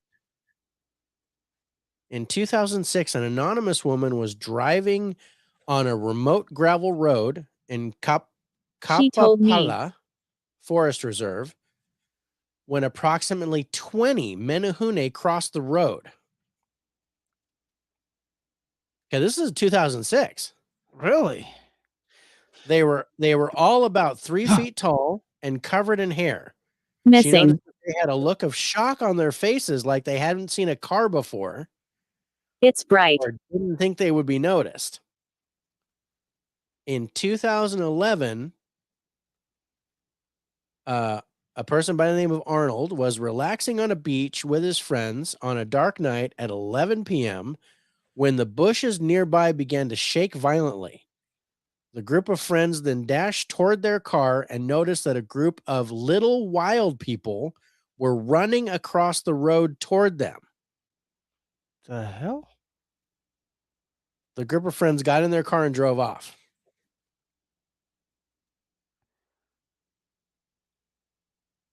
Yeah, I can see why they would do that. I'd be like, I'm out. Yeah, done here. We are done here.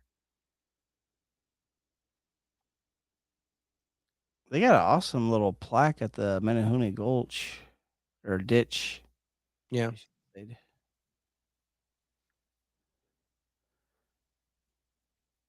I don't know. For some reason, when I think of the Menehune, I think of the little people with these giant masks. You know what I mean? You know what I'm talking about? You know what that reminded me of? You know in Moana, the little guys that look like coconuts? Yes. That's what that reminds me of. And They're coconuts. Oh, they look cute, and then they paint war paint on their faces, and that's what I was thinking when I was reading about it. I was like, oh my god, this is where they got it from. I wouldn't be surprised that is where they got it from, though.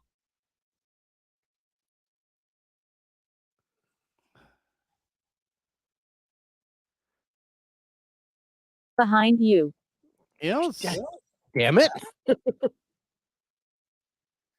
Anything behind Dave? Anything behind Dave. Yeah, they're called the Kakamora, the coconut dudes, coconut pirates. Kakamora, yeah. Yeah, Kakamora. Which is actually that's part of New Zealand, though. If I remember right.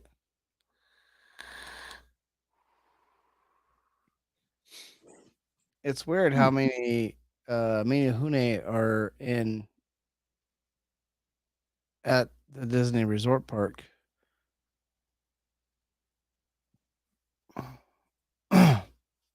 Really? I mean the statues or whatever, or yeah, they got a lot of statues. This is I'm gonna every time I think of Menehune, these are what I think of.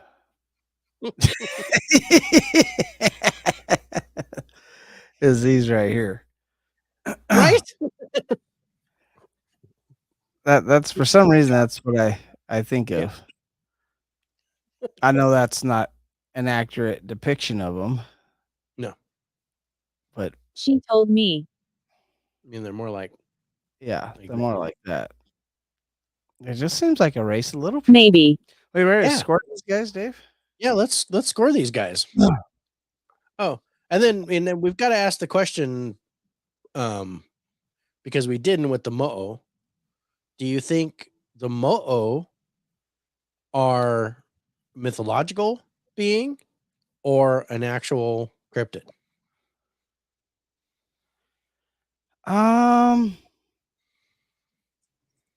I'm gonna say that I think that the Mo'o are more in the mythological realm than actual cryptid. At least that's the feeling I have from them and off the research that I got. Yeah, I agree with that. I mean, it got a decent score, but I think it's more a mythological creature than an actual true cryptid, cryptid out there. Yeah. All right. So, or in the Menehune, the first thing we talk about is the size, and they're small. They're little dudes. I think the maximum size they get is like maybe 3 or 4 feet. Yeah. Maybe. Yeah. And with that being said, I gotta give it, match our one on Scare Network, I think, and we got to give it a 3. Yeah, that's kind of where I was going with that as well. Yeah.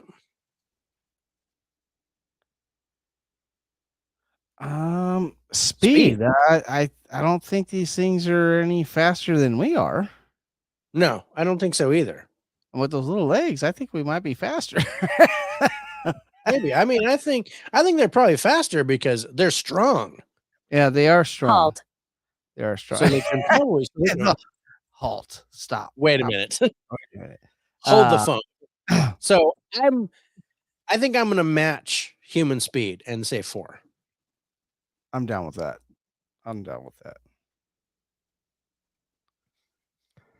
Evidence. Besides statues, I'm not seeing a lot. I'm not seeing and the stories that I didn't see a lot of photographic evidence or except for the picture.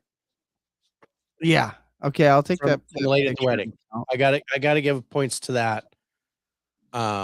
Everything else was basically just personal experience.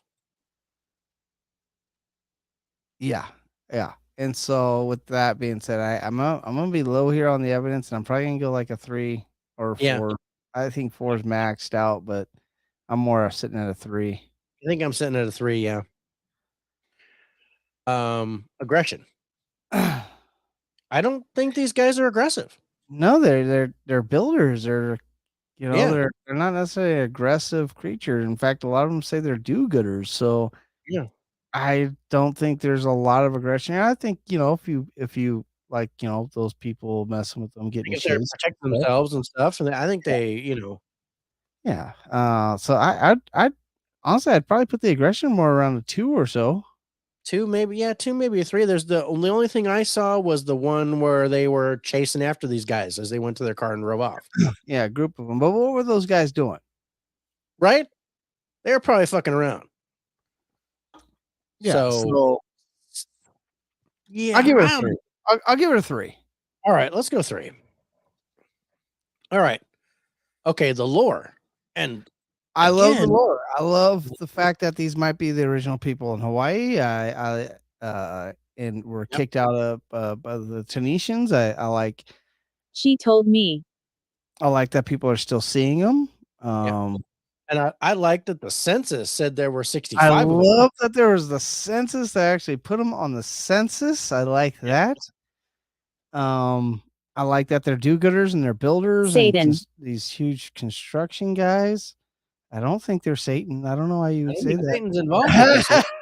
I don't think Satan has anything to do with these guys. So, I mean, what do we think? I think the lore is really good. I mean, it's not a 10. I don't think it's a 10. I don't think it's up there with the Mo'o. Then we got to go 9. I would go 9 here. Yeah. I think the Mo'o edges it because I mean the Mo'o is as old as creation. So yeah, and that makes sense considering our other 9s. Yeah. So okay, so sightings. There are some sightings. There are some sightings. There's just stories of them being seen. You got the kid that's seen him when he skips Sunday school. We got the guys being chased by him. Yeah, the one that saw 20 of them crossing the road, and they all were like, "What the fuck is that?" Yeah. And a bunch of little people just crossing the road. Yeah, so I had like behind you again. And there's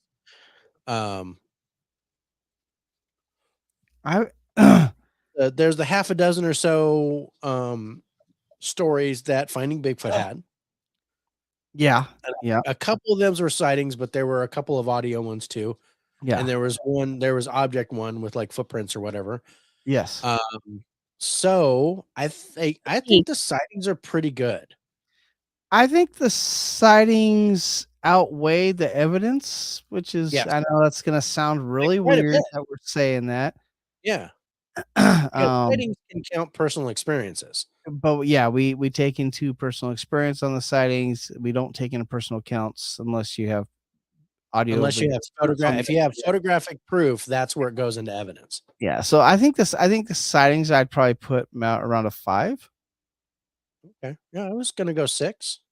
I was thinking 6 too, but I was really thinking it was like, do I really want to give it a 6? No, I'm down for a 5. I am taking into account into the evidence category, and I know these are personal stories with the sightings, but I am taking also into account into the evidence portion of those sightings, and that's why the census? The what? The census. I really do like that census. Because I mean, in order for them to be counted in the census, they had to have been seen. That is true. I mean, not necessarily. I just get an envelope in the mail saying fill this out.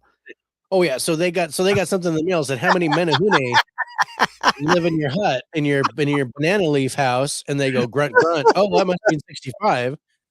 I don't think they can write, dude. I think somebody had to physically go over there and go 1, those are little, 2, 3. Okay, 65 little guys. Let's call them Menehune. Fucking probably a dwarf compound, and then they're like, "Oh, those are Menehune. We're not gonna."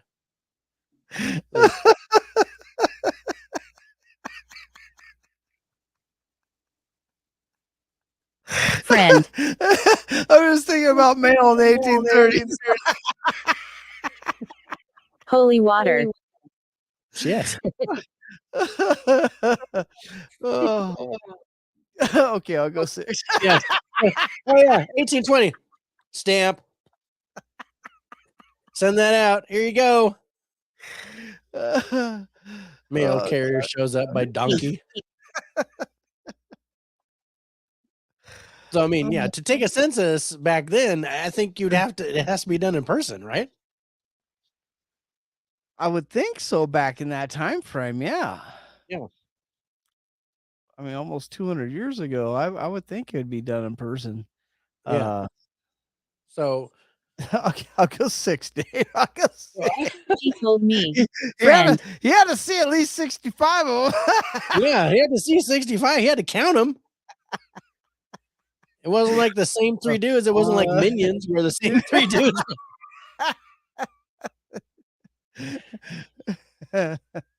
Despicable Me had just come out. That's why. Those are Menehune. All right, I'll go 6. Right. So 6. So audio. So I do have at least one audio account of hearing the two speak to each other. Yeah. Yeah. Okay. And then like running through the forest and stuff. Yeah. Where they hear the bushes rustling and things like that. So I'm not high here, but there's a little bit. There's a little bit. I don't think it's the audio makes a big impact here. Score wise though. I'm like 3, maybe 3 or 4. I was thinking 3 is kind of where I was sitting. There's not a lot of accounts of it. There are accounts of it, but there's not a lot. I'm gonna go 3. I think 3 is a good number. I said tree, not 3, but close enough. I'll take it. Close enough. Maybe he's got a speech impediment. Tree. I thought 3 of them. I thought 3 of them. No, wait, there were 4. No, 65. So yeah, how do you know the guy from the census could count, Dave? Right? It's only his little job. Missing. It's like, it looks like there's enough of Menehune to be trampled with. I'm just going to call it 65. Let's just ballpark it. We'll ballpark it at 65. Imagine getting back there, of course. How many people do you think it would take to be trampled? What do you call being trampled? Like 72. How many would that take? I'd take 18 adults or 72 children. 72 children. Okay, 65. That's a good number. Stop it.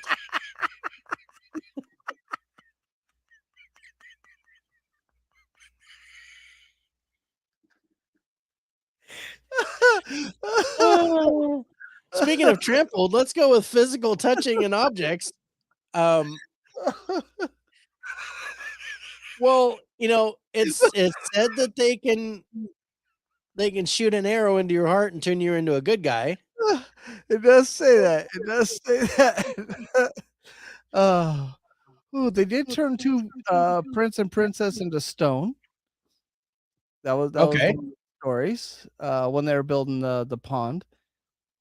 Okay. Oh yeah, and I've got to give that to objects. Their construction, their craftsmanship. Yeah. The craftsmanship. Yeah. The footprints that were the footprints. That's a little bit of a bonus, but yeah, the pond that was built in a day, and all the temples that they built, and all that Menehune ditch or whatever you call it, gulch, ditch. I think it's ditch. Ravine. I want to say gulch, but it's ditch. It's ditch. But yeah, I think this is good here, especially with objects. Yeah, I think the objects, the statues all over for them. I think when they're petrified. No, I'm going back to the Mo'o with the petrification. But something similar to that with the stones and how they stack them up and things like that. So yeah, I'm good. I'm good on the physical here. I think I have to put it at about a 7. Yeah, I'm good with a 7. I like that. I'm sponging what you're spilling. This is one now with the emotion. This is one I'm not too keen on. I don't think there's a lot of emotion here. I mean, I don't think there's a lot of fear. I don't think there's a lot of superstition around it. There's not a lot of superstition around it, but I think there's a general good feeling. There's a good feeling. Motion doesn't There's necessarily a be good bad feeling. There's a good, because they're good creatures. They're good beings. They do, they're supposed to turn a bad guy when they shoot him in the heart with the Protect. arrow and make them Yeah. love people. Yeah. So that's an emotion. I'll take that. Behind you. I think I'm not too high, but I think I'm like 4 or 5. yeah, I'd probably say 4. I think I lean more towards the 4 than the Yeah. 5. I'm down for that. Okay, danger level. I feel the same way about the Menehune as I do about Chucky. I'm not afraid of him. The fucking little doll. I'll kick that dude's ass. Yeah, Menehune on my boot. I stepped in Menehune. Yeah, the danger level here, let alone they're not dangerous as a race themselves. So, right, and they're not. Yeah, they're not violent in themselves. I think there's enough of them. I think there's more. I don't think there's just a handful of these dudes. I think they're, maybe not 65, but I think there's enough. I think there's enough. I think there's enough to trample you.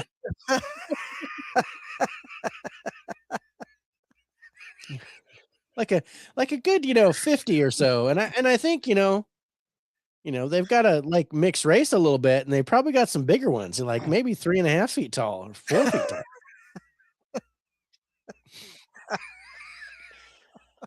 So yeah, I maybe a 3. Behind you.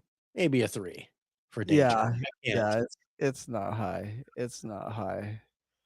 It's Right, really right. not. Really not. Are you down for a 3, bro, or do you want to go? For a 3. No, I'm down for a 3. All right. I'm really interested to see what the score is. Oh man, we should give it a 5. No, I'm just kidding. It could be a 47. Yeah. So yeah, it got a 45. You got a 45. Yeah. That's a little disappointing. Disappointing. A little underwhelming. But here's the thing. Not our lowest, though. Yeah, that's not our lowest. No, that's not the key loot. That's not the key loot. Key loot's our lowest. And yeah, that is. Oh no, I'm sorry. It is lower than our key loot. It's the lowest. What? Oh, it is our lowest cryptid. The key loot was 48. 48.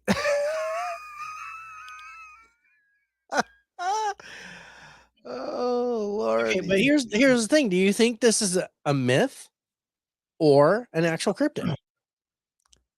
I don't think it's either. I don't think it's either. I think it's a race. I think they're actual people. It's a race of people. Yeah. It's a race of indigenous people that are they're pygmies. It's not their fault they can't get masks their own size. I know.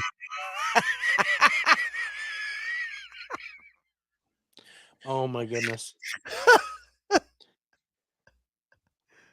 What? He's pulling up something. I'm gonna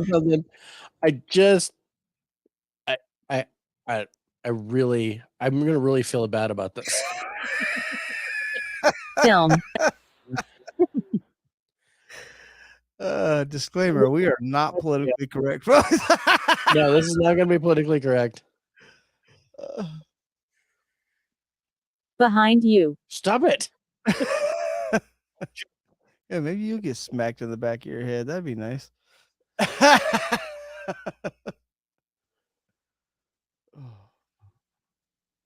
Okay. I'm going to share this. I was just like, oh my God, this is what it reminds me. Oh, here it comes.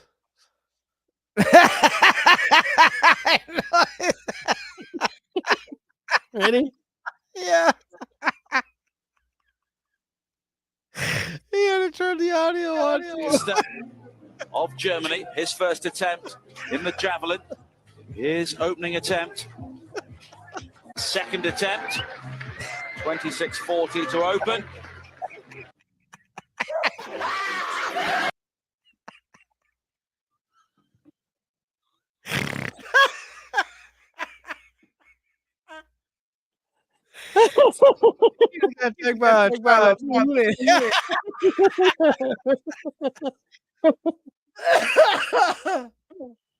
Oh my god. Oh, that's funny. That's awesome. Oh, Come over here. oh god. Oh. But yeah, no, I think this is an actual race of people. I don't think this is a cryptid at all. I don't think it's a cryptid. I don't think it's a myth. If I had to choose one or the other, I'd say cryptid, but I'd say cryptid, but a cryptid would suggest that these things don't necessarily exist, like like Bigfoot or Loch Ness Monster, where there's no like discernible proof. There's proof. Yeah, there's a census. They had 65 of these guys in the 1800s. I think it's fascinating. That's awesome. I don't know how to write that down on my paper. Real person? I would just, well, because we talked, I guess real cryptid. I guess real. It's I think it's a cryptid, but I just don't think it's a cryptid. Yeah, I think these are real people that got tired of being made fun of being so short and went off and lived on their own land. Yeah, or these big Polynesians showed up and they're like, "Fuck that!" And then they're like, "Go hide." Well, you saw how the war went, Dave. Yeah, did not go well for them. The fuck?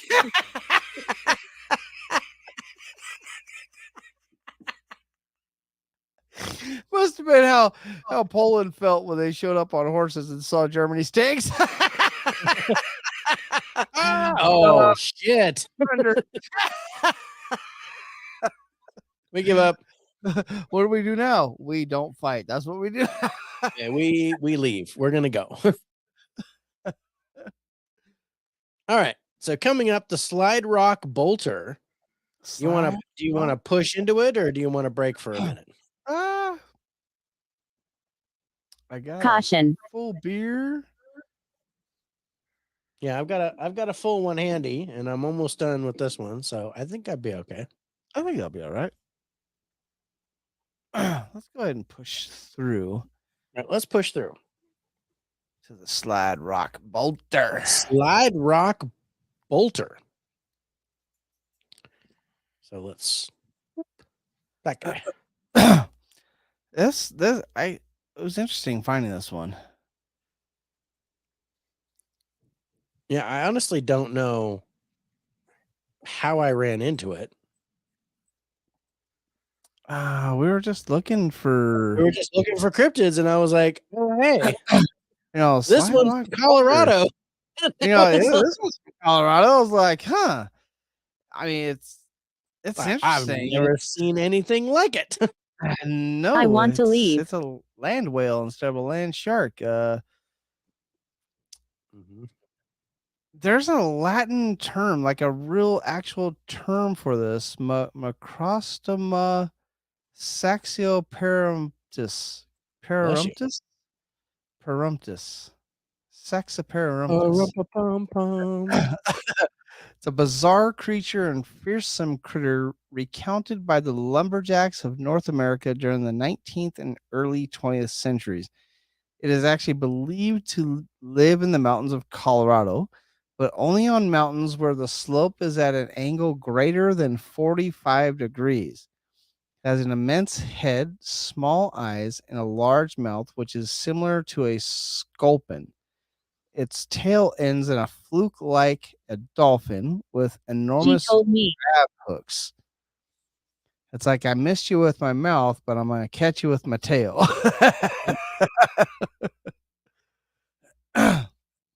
Or do you think those hooks are what keep it on the top of the mountain? I think it's I think what keeps it on the mountain until it's got some people it wants to go get. So the slide rock bolter is said to have caused great uneasiness among tourists. Stop it. Amongst tourists visiting the mountains of Colorado. This fearsome animal uses the grab hooks on its divided tail to latch onto the crest of the mountain ridge. It will often remain motionless for days at a time, watching the gulch below for tourists or any other hapless creatures. Once it spots its prey, it will lift its tail to release its hold on the crest. As gravity sends it barreling downhill, it drools grease from the corners of its mouth to increase the speed of its huge body. Dave, it self-lubes. It self-lubes.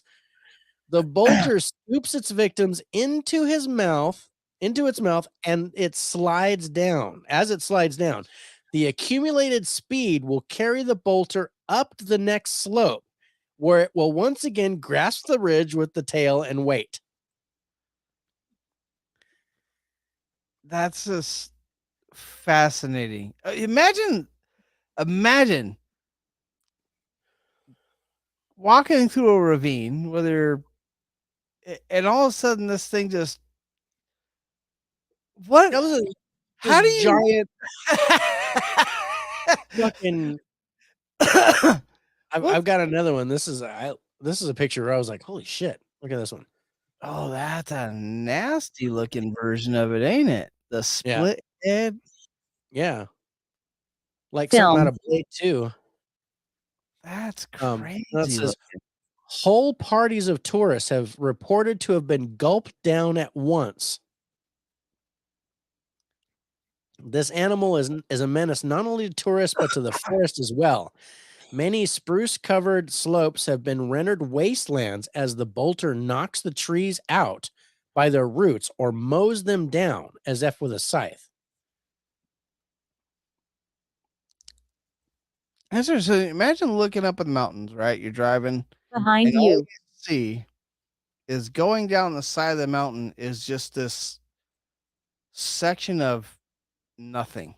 There's trees all around, but there's this section of nothing that's going all the way down. Yeah. And I've seen those.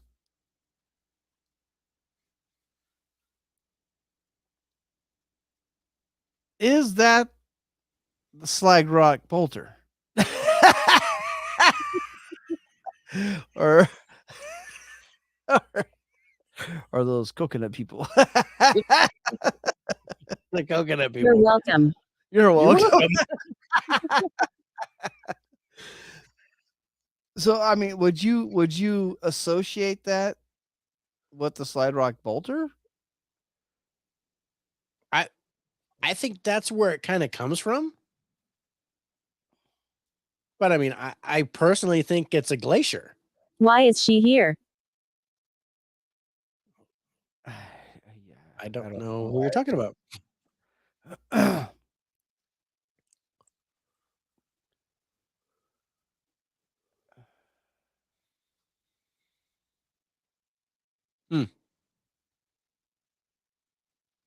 Oh, this is interesting. So, a forest ranger whose district included the rough country between Ophir Peaks and Lizard Head conceived the bold idea of deceiving a slide rock bolter to slide to its own destruction.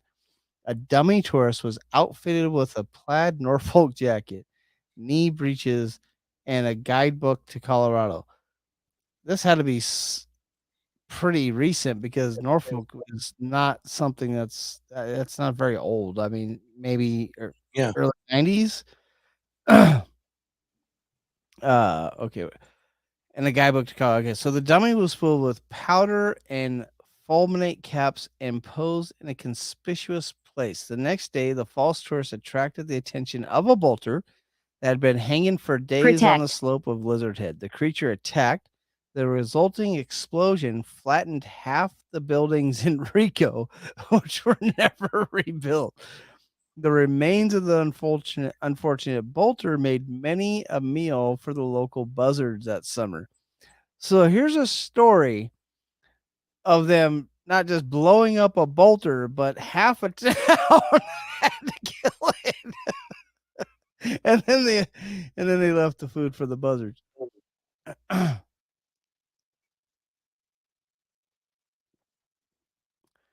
2015 horror-inspired remake of Fearsome Creatures. The slide rock bolter is depicted as an enormous land fish weighing 25,000 pounds with fins, a hooked caudal fin, and 3 chitinous razor-sharp tooth gizzards.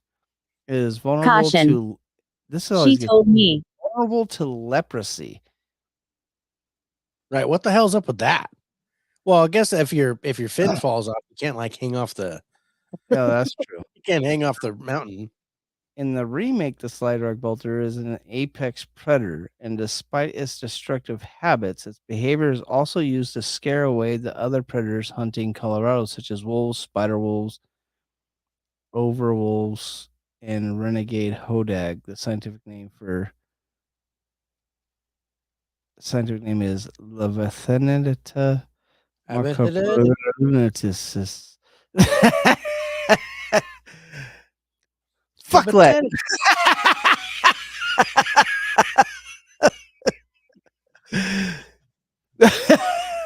Where's the commandant at? We gotta have a talk. What the hell's a overwolf?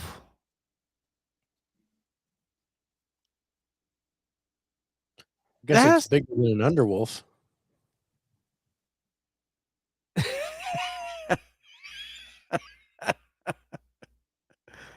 This has to be depicted off what, a movie?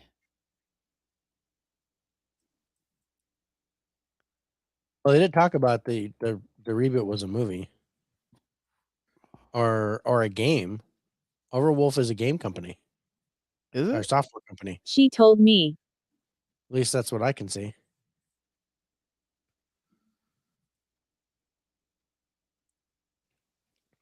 I like that one. These things look weird though.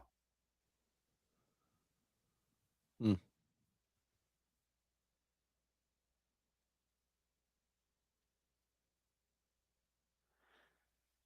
Yeah, they said that the Rangers actually Behind you. lure the bolters away with scarecrows. Say that again. The Rangers in the area. I mean, not the guy with the explosion that blew like land whale guts all over Rico, but they actually put scarecrows out to draw the slide rock bolter away from the tourist locations. So they get them to try to go the other way by setting up scarecrows and stuff to get them to go at them instead, not to blow them up, but just to kind of move them here.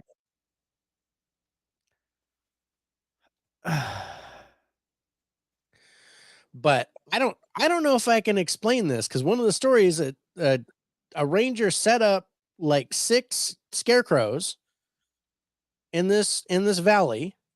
Yes. And he went back to his ranger station.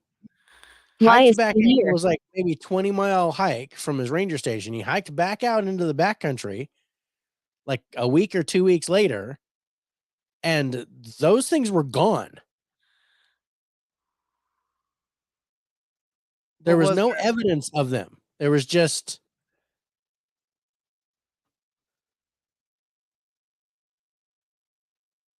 so I'm like, that's really weird.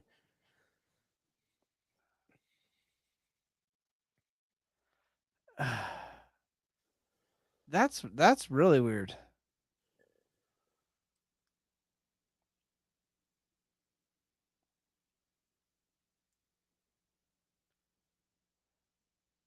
I'm just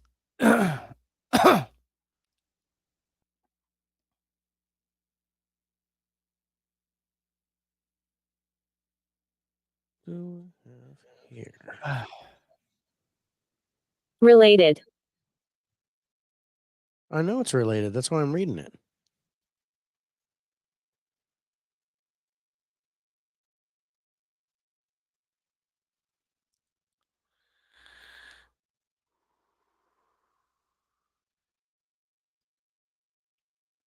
Behind you.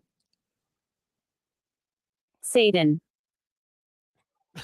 Satan's behind you, Dave.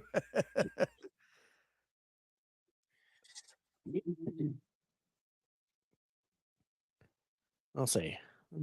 Slide Rock Bolter is a glimpse of the conflicts that occurred during the period of significant transition in Southwest Colorado, according to research into Rico's economic history. Yeah, it was a gold mining town. Yeah. Oh, that is a cool picture.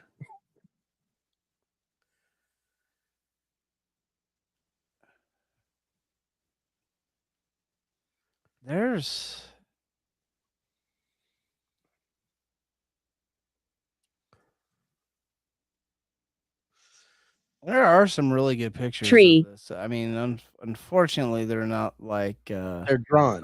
artist renditions. Yeah.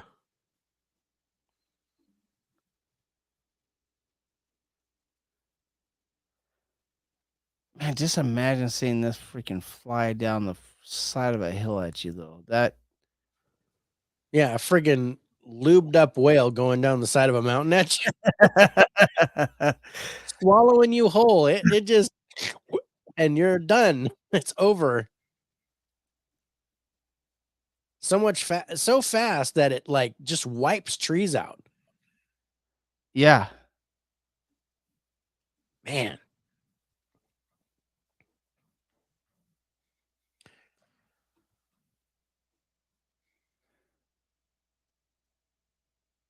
I mean, but yeah, aside from those stories, I don't see a whole lot. No, that's kind of why I said let's just go ahead and push through. It's one of these ones that I mean, all the stories track. They're all the same. all the same. It's one of those ones where everybody says the same thing about it, Mm-hmm. but that's also the downfall for it too, is because everybody says the same thing about it. Let's see.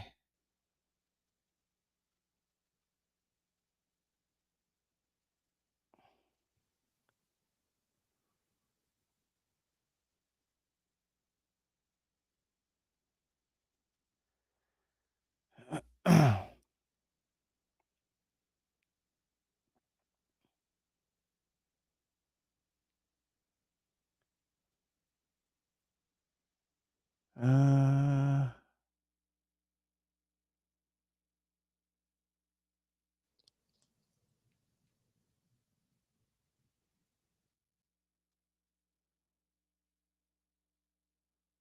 Peak.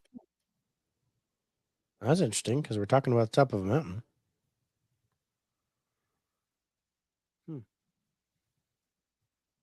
yeah.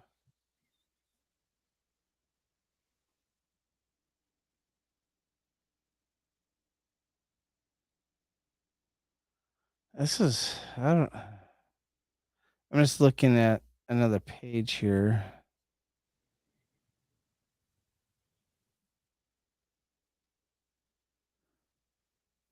I mean, they go into the division of forestry on this.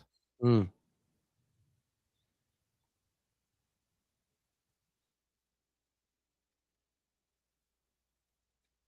Okay, I don't know what to make of that, but I'll put that up. If it's, I don't think I see anything there, but let's see. Oh.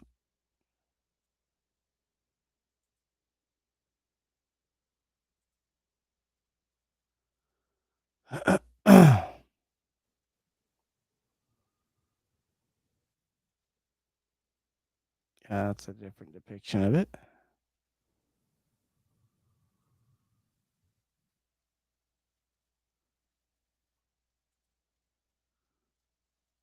She told me. I don't know. Wow. Oh, what is? Wow. Oh, look at that. Talk about. That's what I'm saying. I mean, you can drive through forests or through the mountains and see stuff like this. Yeah, I mean, my friend is like, "Oh, that must be a landslide," but look at how formed it is. Yeah. Like something just slid right down the side of the mountain. Yeah. Almost like there's a tail at the end. Yeah, like it gets narrower at the top. Why is she here?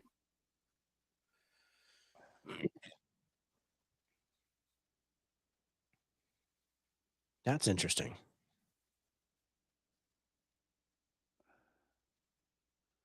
Check this one out.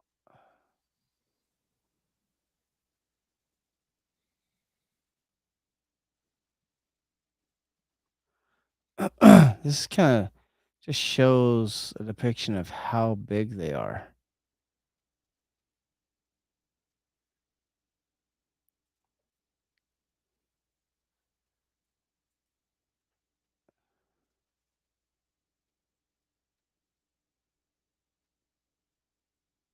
Hmm.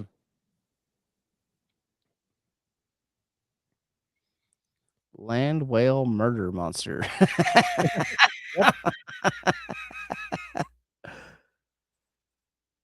Imagine, man, imagine this thing freaking, imagine seeing it freaking climbing up the mountain. Well, apparently it slides down and then it gets so much speed that it goes up the other side and then can hook itself again and just hang there. So it doesn't need to climb, but if it had to, that'd be fucking crazy.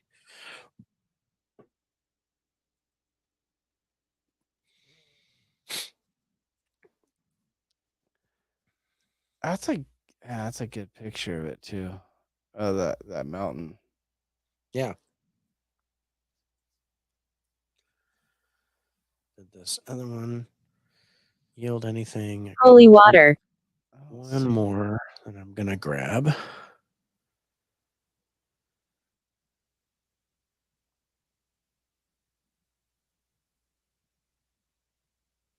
But I don't see anything with this one. Yeah, I was just looking at that one. I was like, I don't really see anything She told me. on that. Yeah.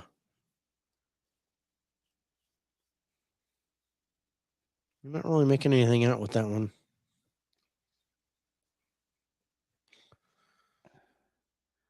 But I do like this one. This one's pretty interesting. That's an interesting one.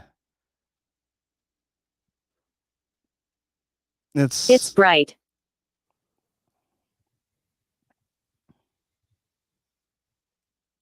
I don't know.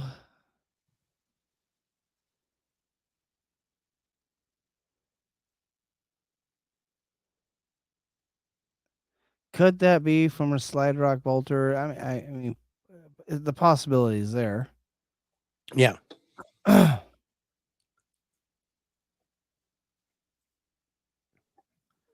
I mean, it seems too narrow to be just a basic rock slide. It could be, but It could be a rock slide. It could be deforestation. A clearing. yeah. They don't necessarily say exactly how big this thing is, though. Do they, like, lengthwise or anything? Only that No, 25,000 25,000 pounds. That's fucking That's big, bro. That's 12 and a half tons. That's fucking big.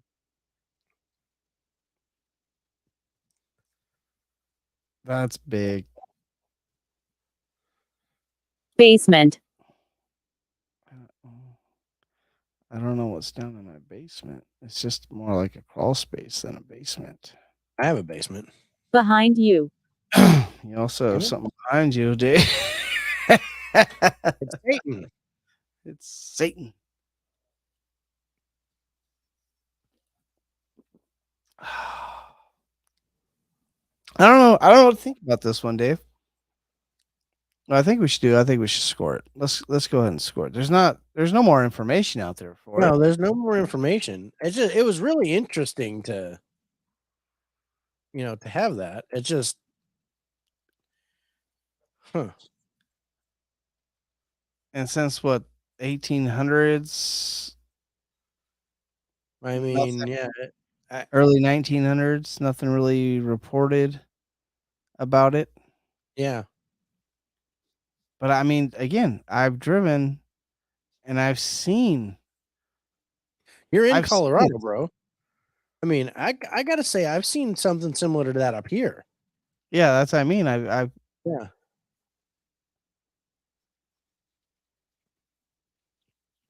At least you live by water. It kind of makes sense that you'd have a whale over there.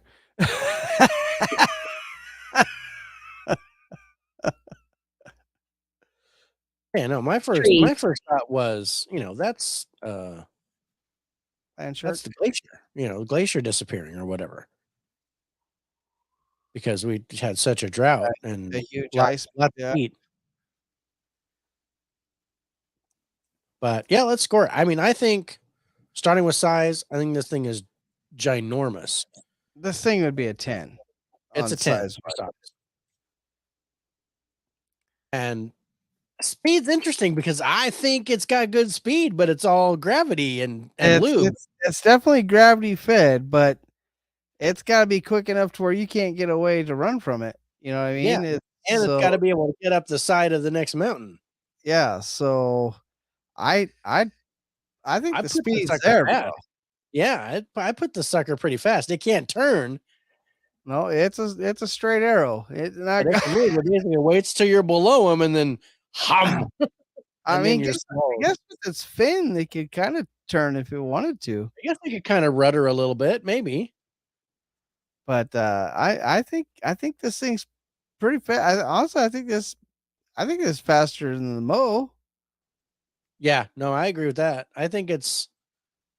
I was like, it's at least as fast as the Mo, if not faster. Our 9s are the Thunderbird, Jersey Devil. Behind you. And those are both flying creatures, and I think this one just kind of shoo. Just like the fat dragon in Dungeons and Dragons. We got the Wendigo, the Ozark Howler. Those are our 10s for speed. Is it Ozark? Yeah, Ozark Howler. Not feeling well. I'm sorry you're not feeling well. So yeah, I gotta go at least a 9 here. I think I'm at a 9 on the speed here.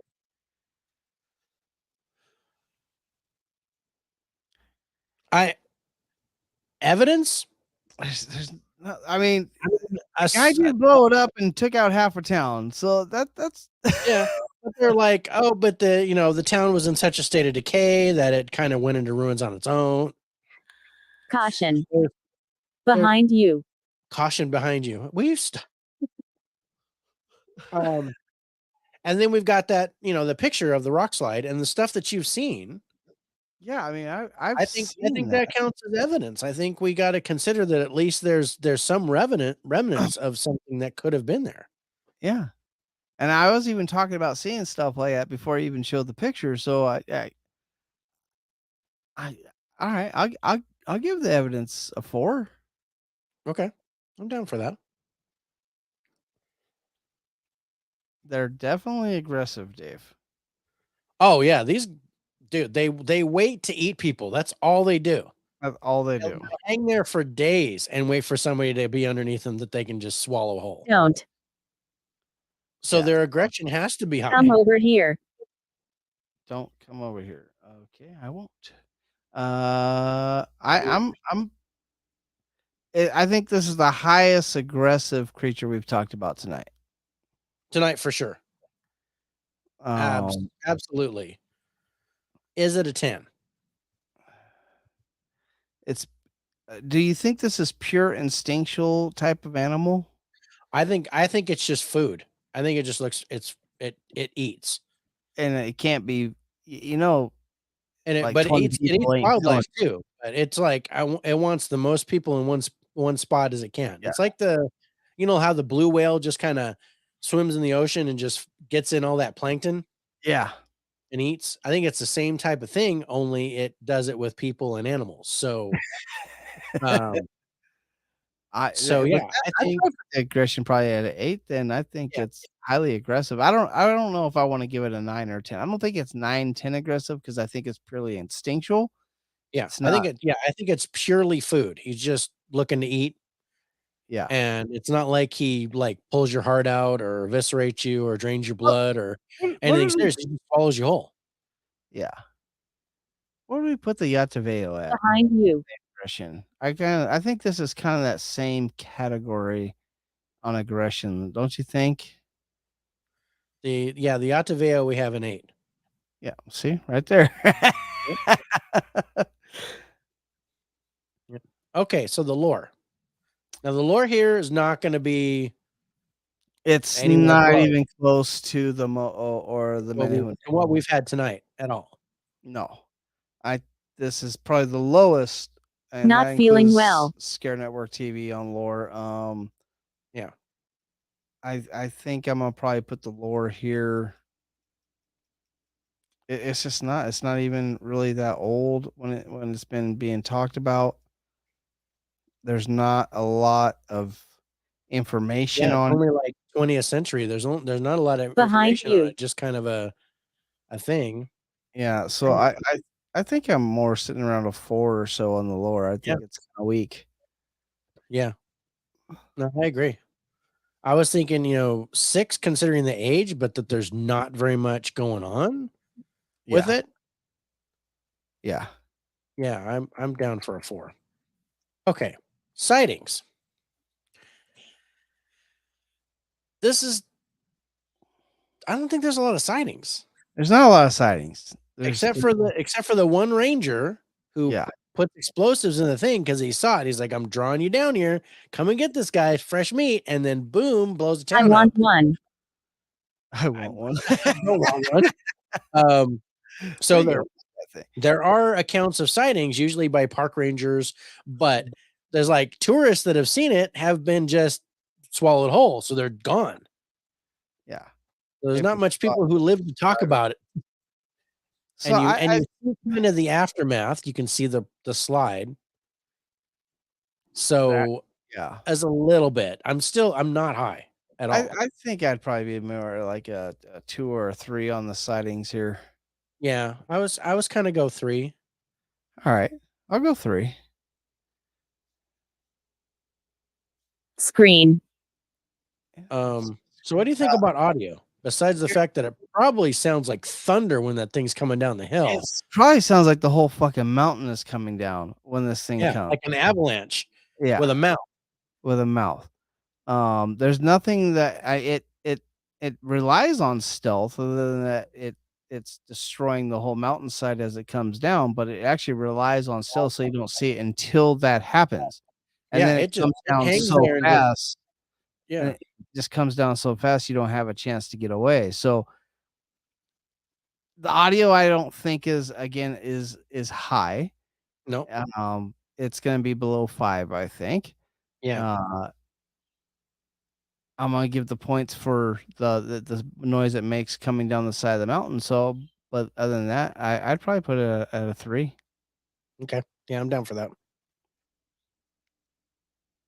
Okay, physical contact and objects. That's a big yes. Yeah, that's a big yes on this thing. That's a big yes. I mean, it takes down forests behind you and destroying mountainsides, and people and engulfing whole tourists. So yeah, it's definitely making physical contact.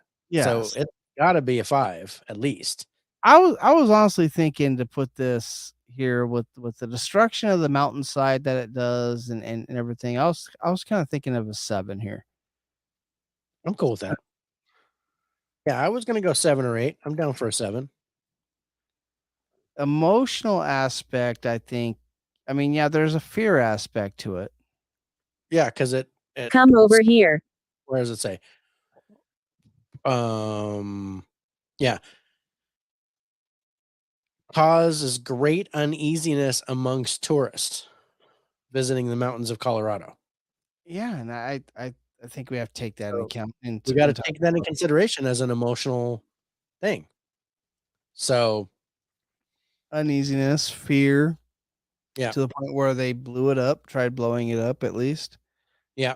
I Or think they scarecrow it to drive it off. they To send it scarecrow in to the drive it direction. up. Yeah.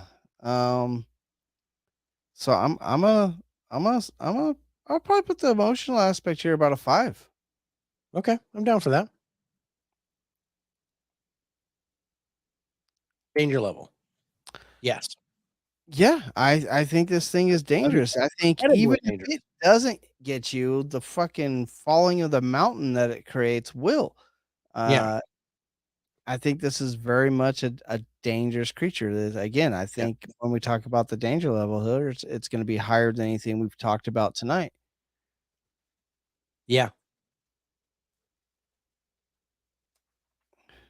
I mean, considering our other 2 are like a 3 and a 4, so this is like, is this a 10 for danger level? If this thing exists, and we're going to talk about that here in a minute. Yeah. If this thing exists, I think absolutely, I think this would probably be a 10 on the danger level. I come and go. If you're with a group of people, I come and go. If you're with a group of people out on the back mountains of Colorado hiking, because I don't think it's coming down for one of you, honestly. I don't think that's like taking a sip of water. It's just not. Yeah, it's like, why am I gonna do that for a golden gram? I'm gonna fucking. I'm waiting for the steak. You know what I mean? I'm waiting for the steak. I'm waiting for the mashed potatoes and gravy, and I want the full meal. Behind you. It's waiting for like multiple like group. And I think the danger lies if you're in a group and you're underneath one.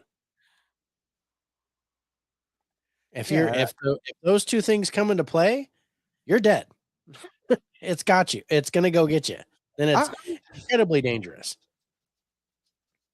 I think this thing has the potential of being incredibly dangerous if this thing exists. Yeah. Do I want to give it a 10 though? That's the hard part. Is this 10 on the scale of danger? And I which think puts about it the ones with the Adlet, the Wendigo, and the Skinwalker. Yeah, and I was just gonna say I'm thinking about the ones that we've given 10s to, and I don't think I give Behind you on that scale. No. What are our 9s? The Stakini. Okay. And I think that's it. Yeah, the Stakini was the only 9 that we've given. Again, that's. And then we've got 8s in the Yowie, the Drakovec, and the Rougarou.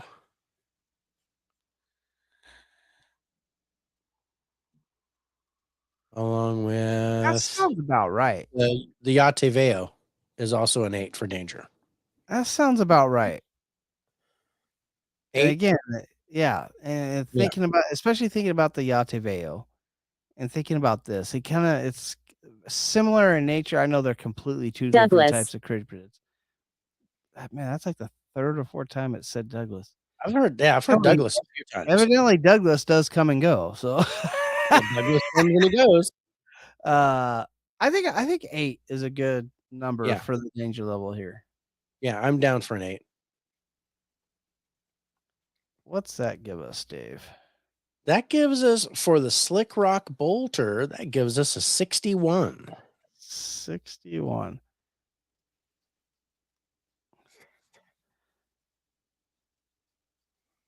Mythological or true cryptid, Dave?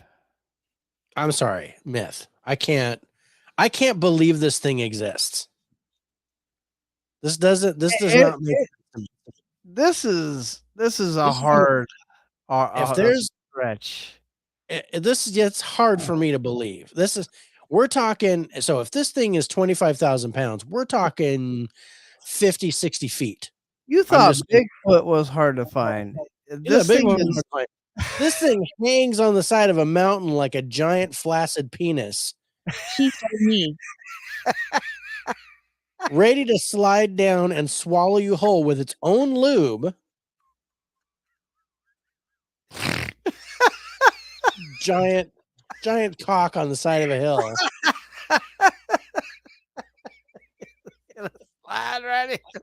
Slide right in. It's got its own lube. Yeah, I'm with you. I think this. I can't. I mean, I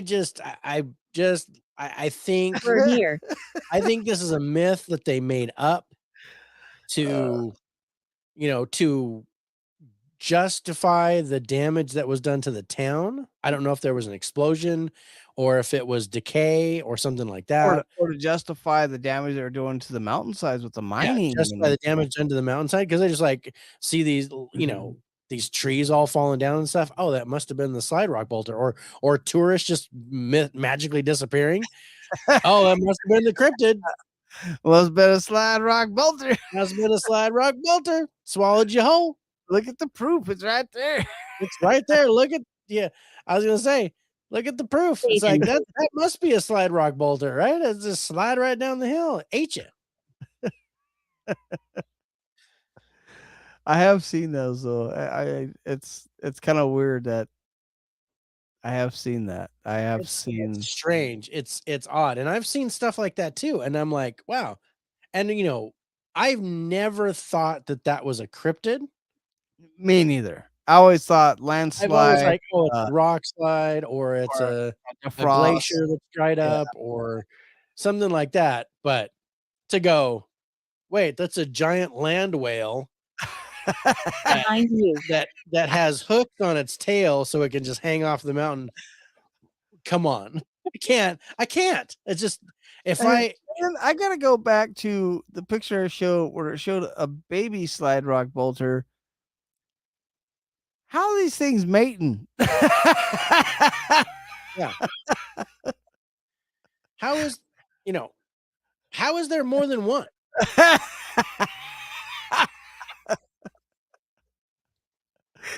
And maybe they're like on either side of the mountain with their tails like this, and they're just latched on each other, getting a little yum yum. And then they usually hang down the hill, but when they're having sex, they kind of go like that. Friend.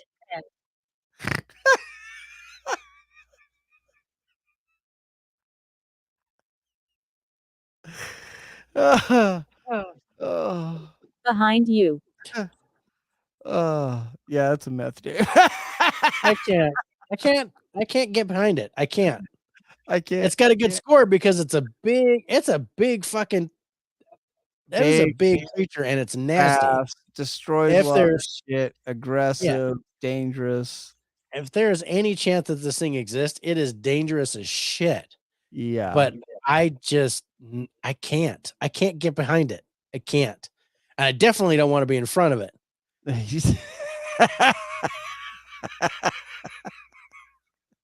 Not when it has its own lube, Dave. Not when it has its own lube. It's coming fast. Yeah, it is. Why did you come?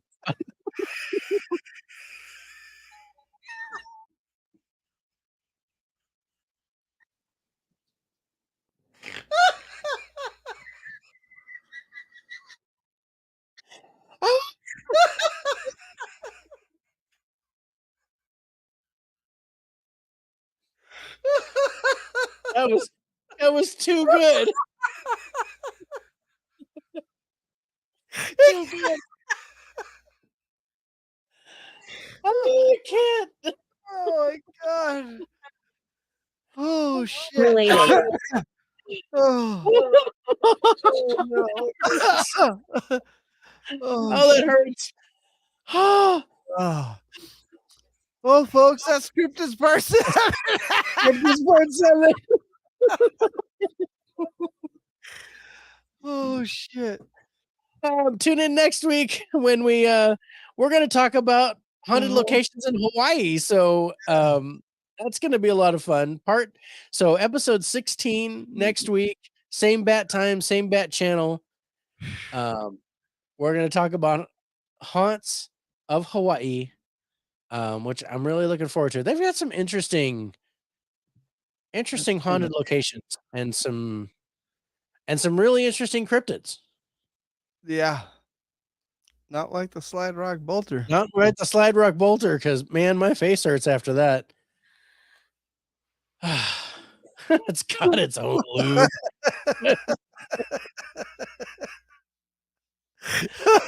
I love that. Oh, it's coming fast. Why did you come?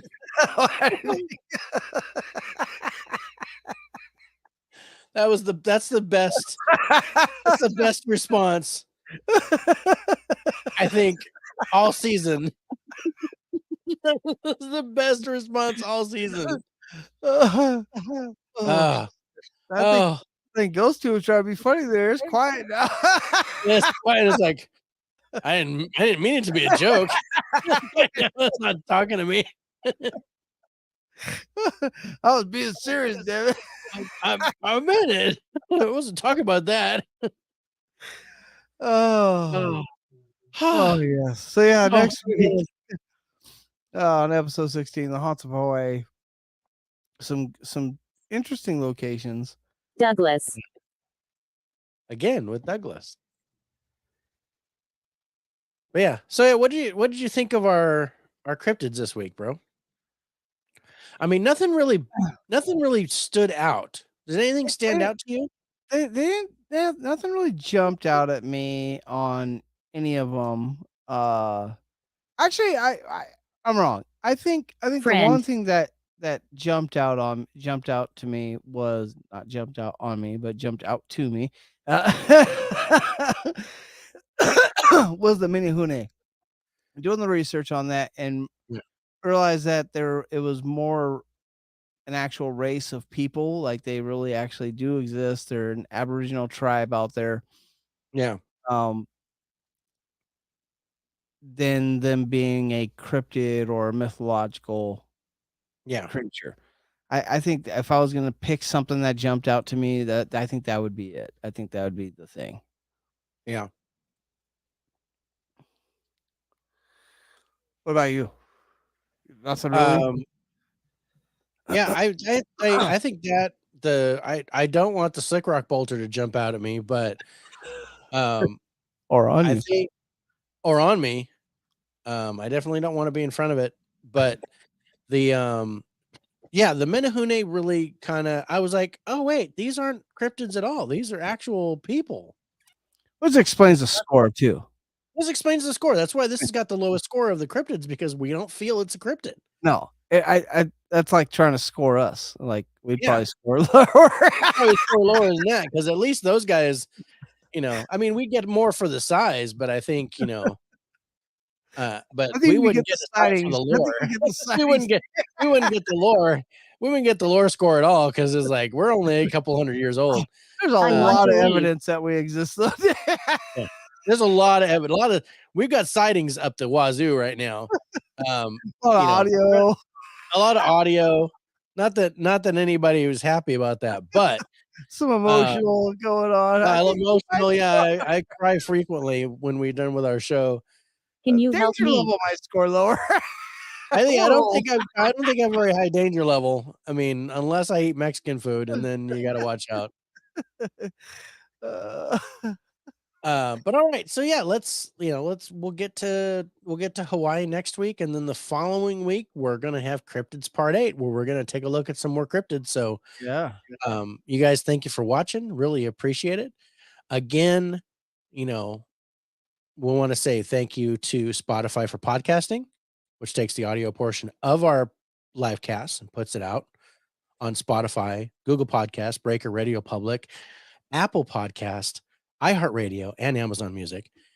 Also want to thank StreamYard for taking our live cast and multicasting it to YouTube, Twitter, and Facebook.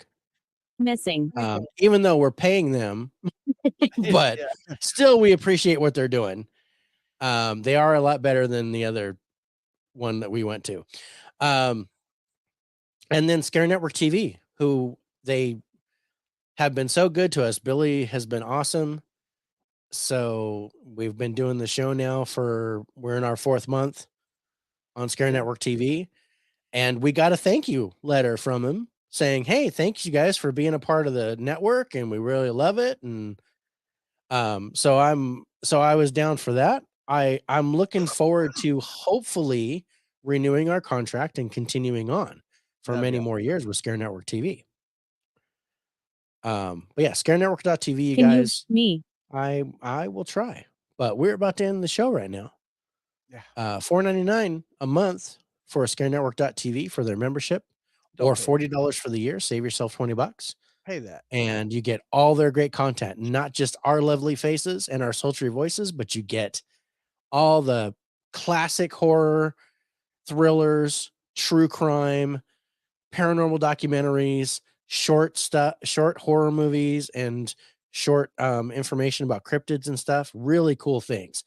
And it just keeps getting bigger. There's something one. Yeah, you do want one. Get that membership. I want that membership. They just dropped something down recently on Scare Network TV. Oh, I know they've been doing a lot of sharing of I can pull up my Facebook. Yeah, I'm just about to do that. Yeah, this is it starts with the L, right? It is. I'm trying to. Where is it? The devil went Have you south. seen Devil Down South? Yeah, Devil Down South. Yeah, there's actually no L anywhere in there. Oh, there is. Yeah, an L. there is. Okay. Like, it doesn't start with an L. I was like, where the hell is an L in there? But yeah, Devil Down South is a new paranormal documentary. Man, the trailer that looks awesome. The trailer looks really good. I can't wait to watch that. And then, of course, they were advertising for Letchworth. Yeah, Letchworth Insane Asylum. Letchworth. That's what they're advertising for that one. That was a great one. That was a good documentary. Yeah, Sean Austin was part of that. Our buddy. Yeah. All right. What do you say, bro? Let's get out of here. Let's get the hell out of here. That's right. Making like a tree and getting out of here. Thanks again, you guys. We'll see you next week for another live stream of Spirits with Spirits. Be safe, everybody. Good night, y'all. We're here.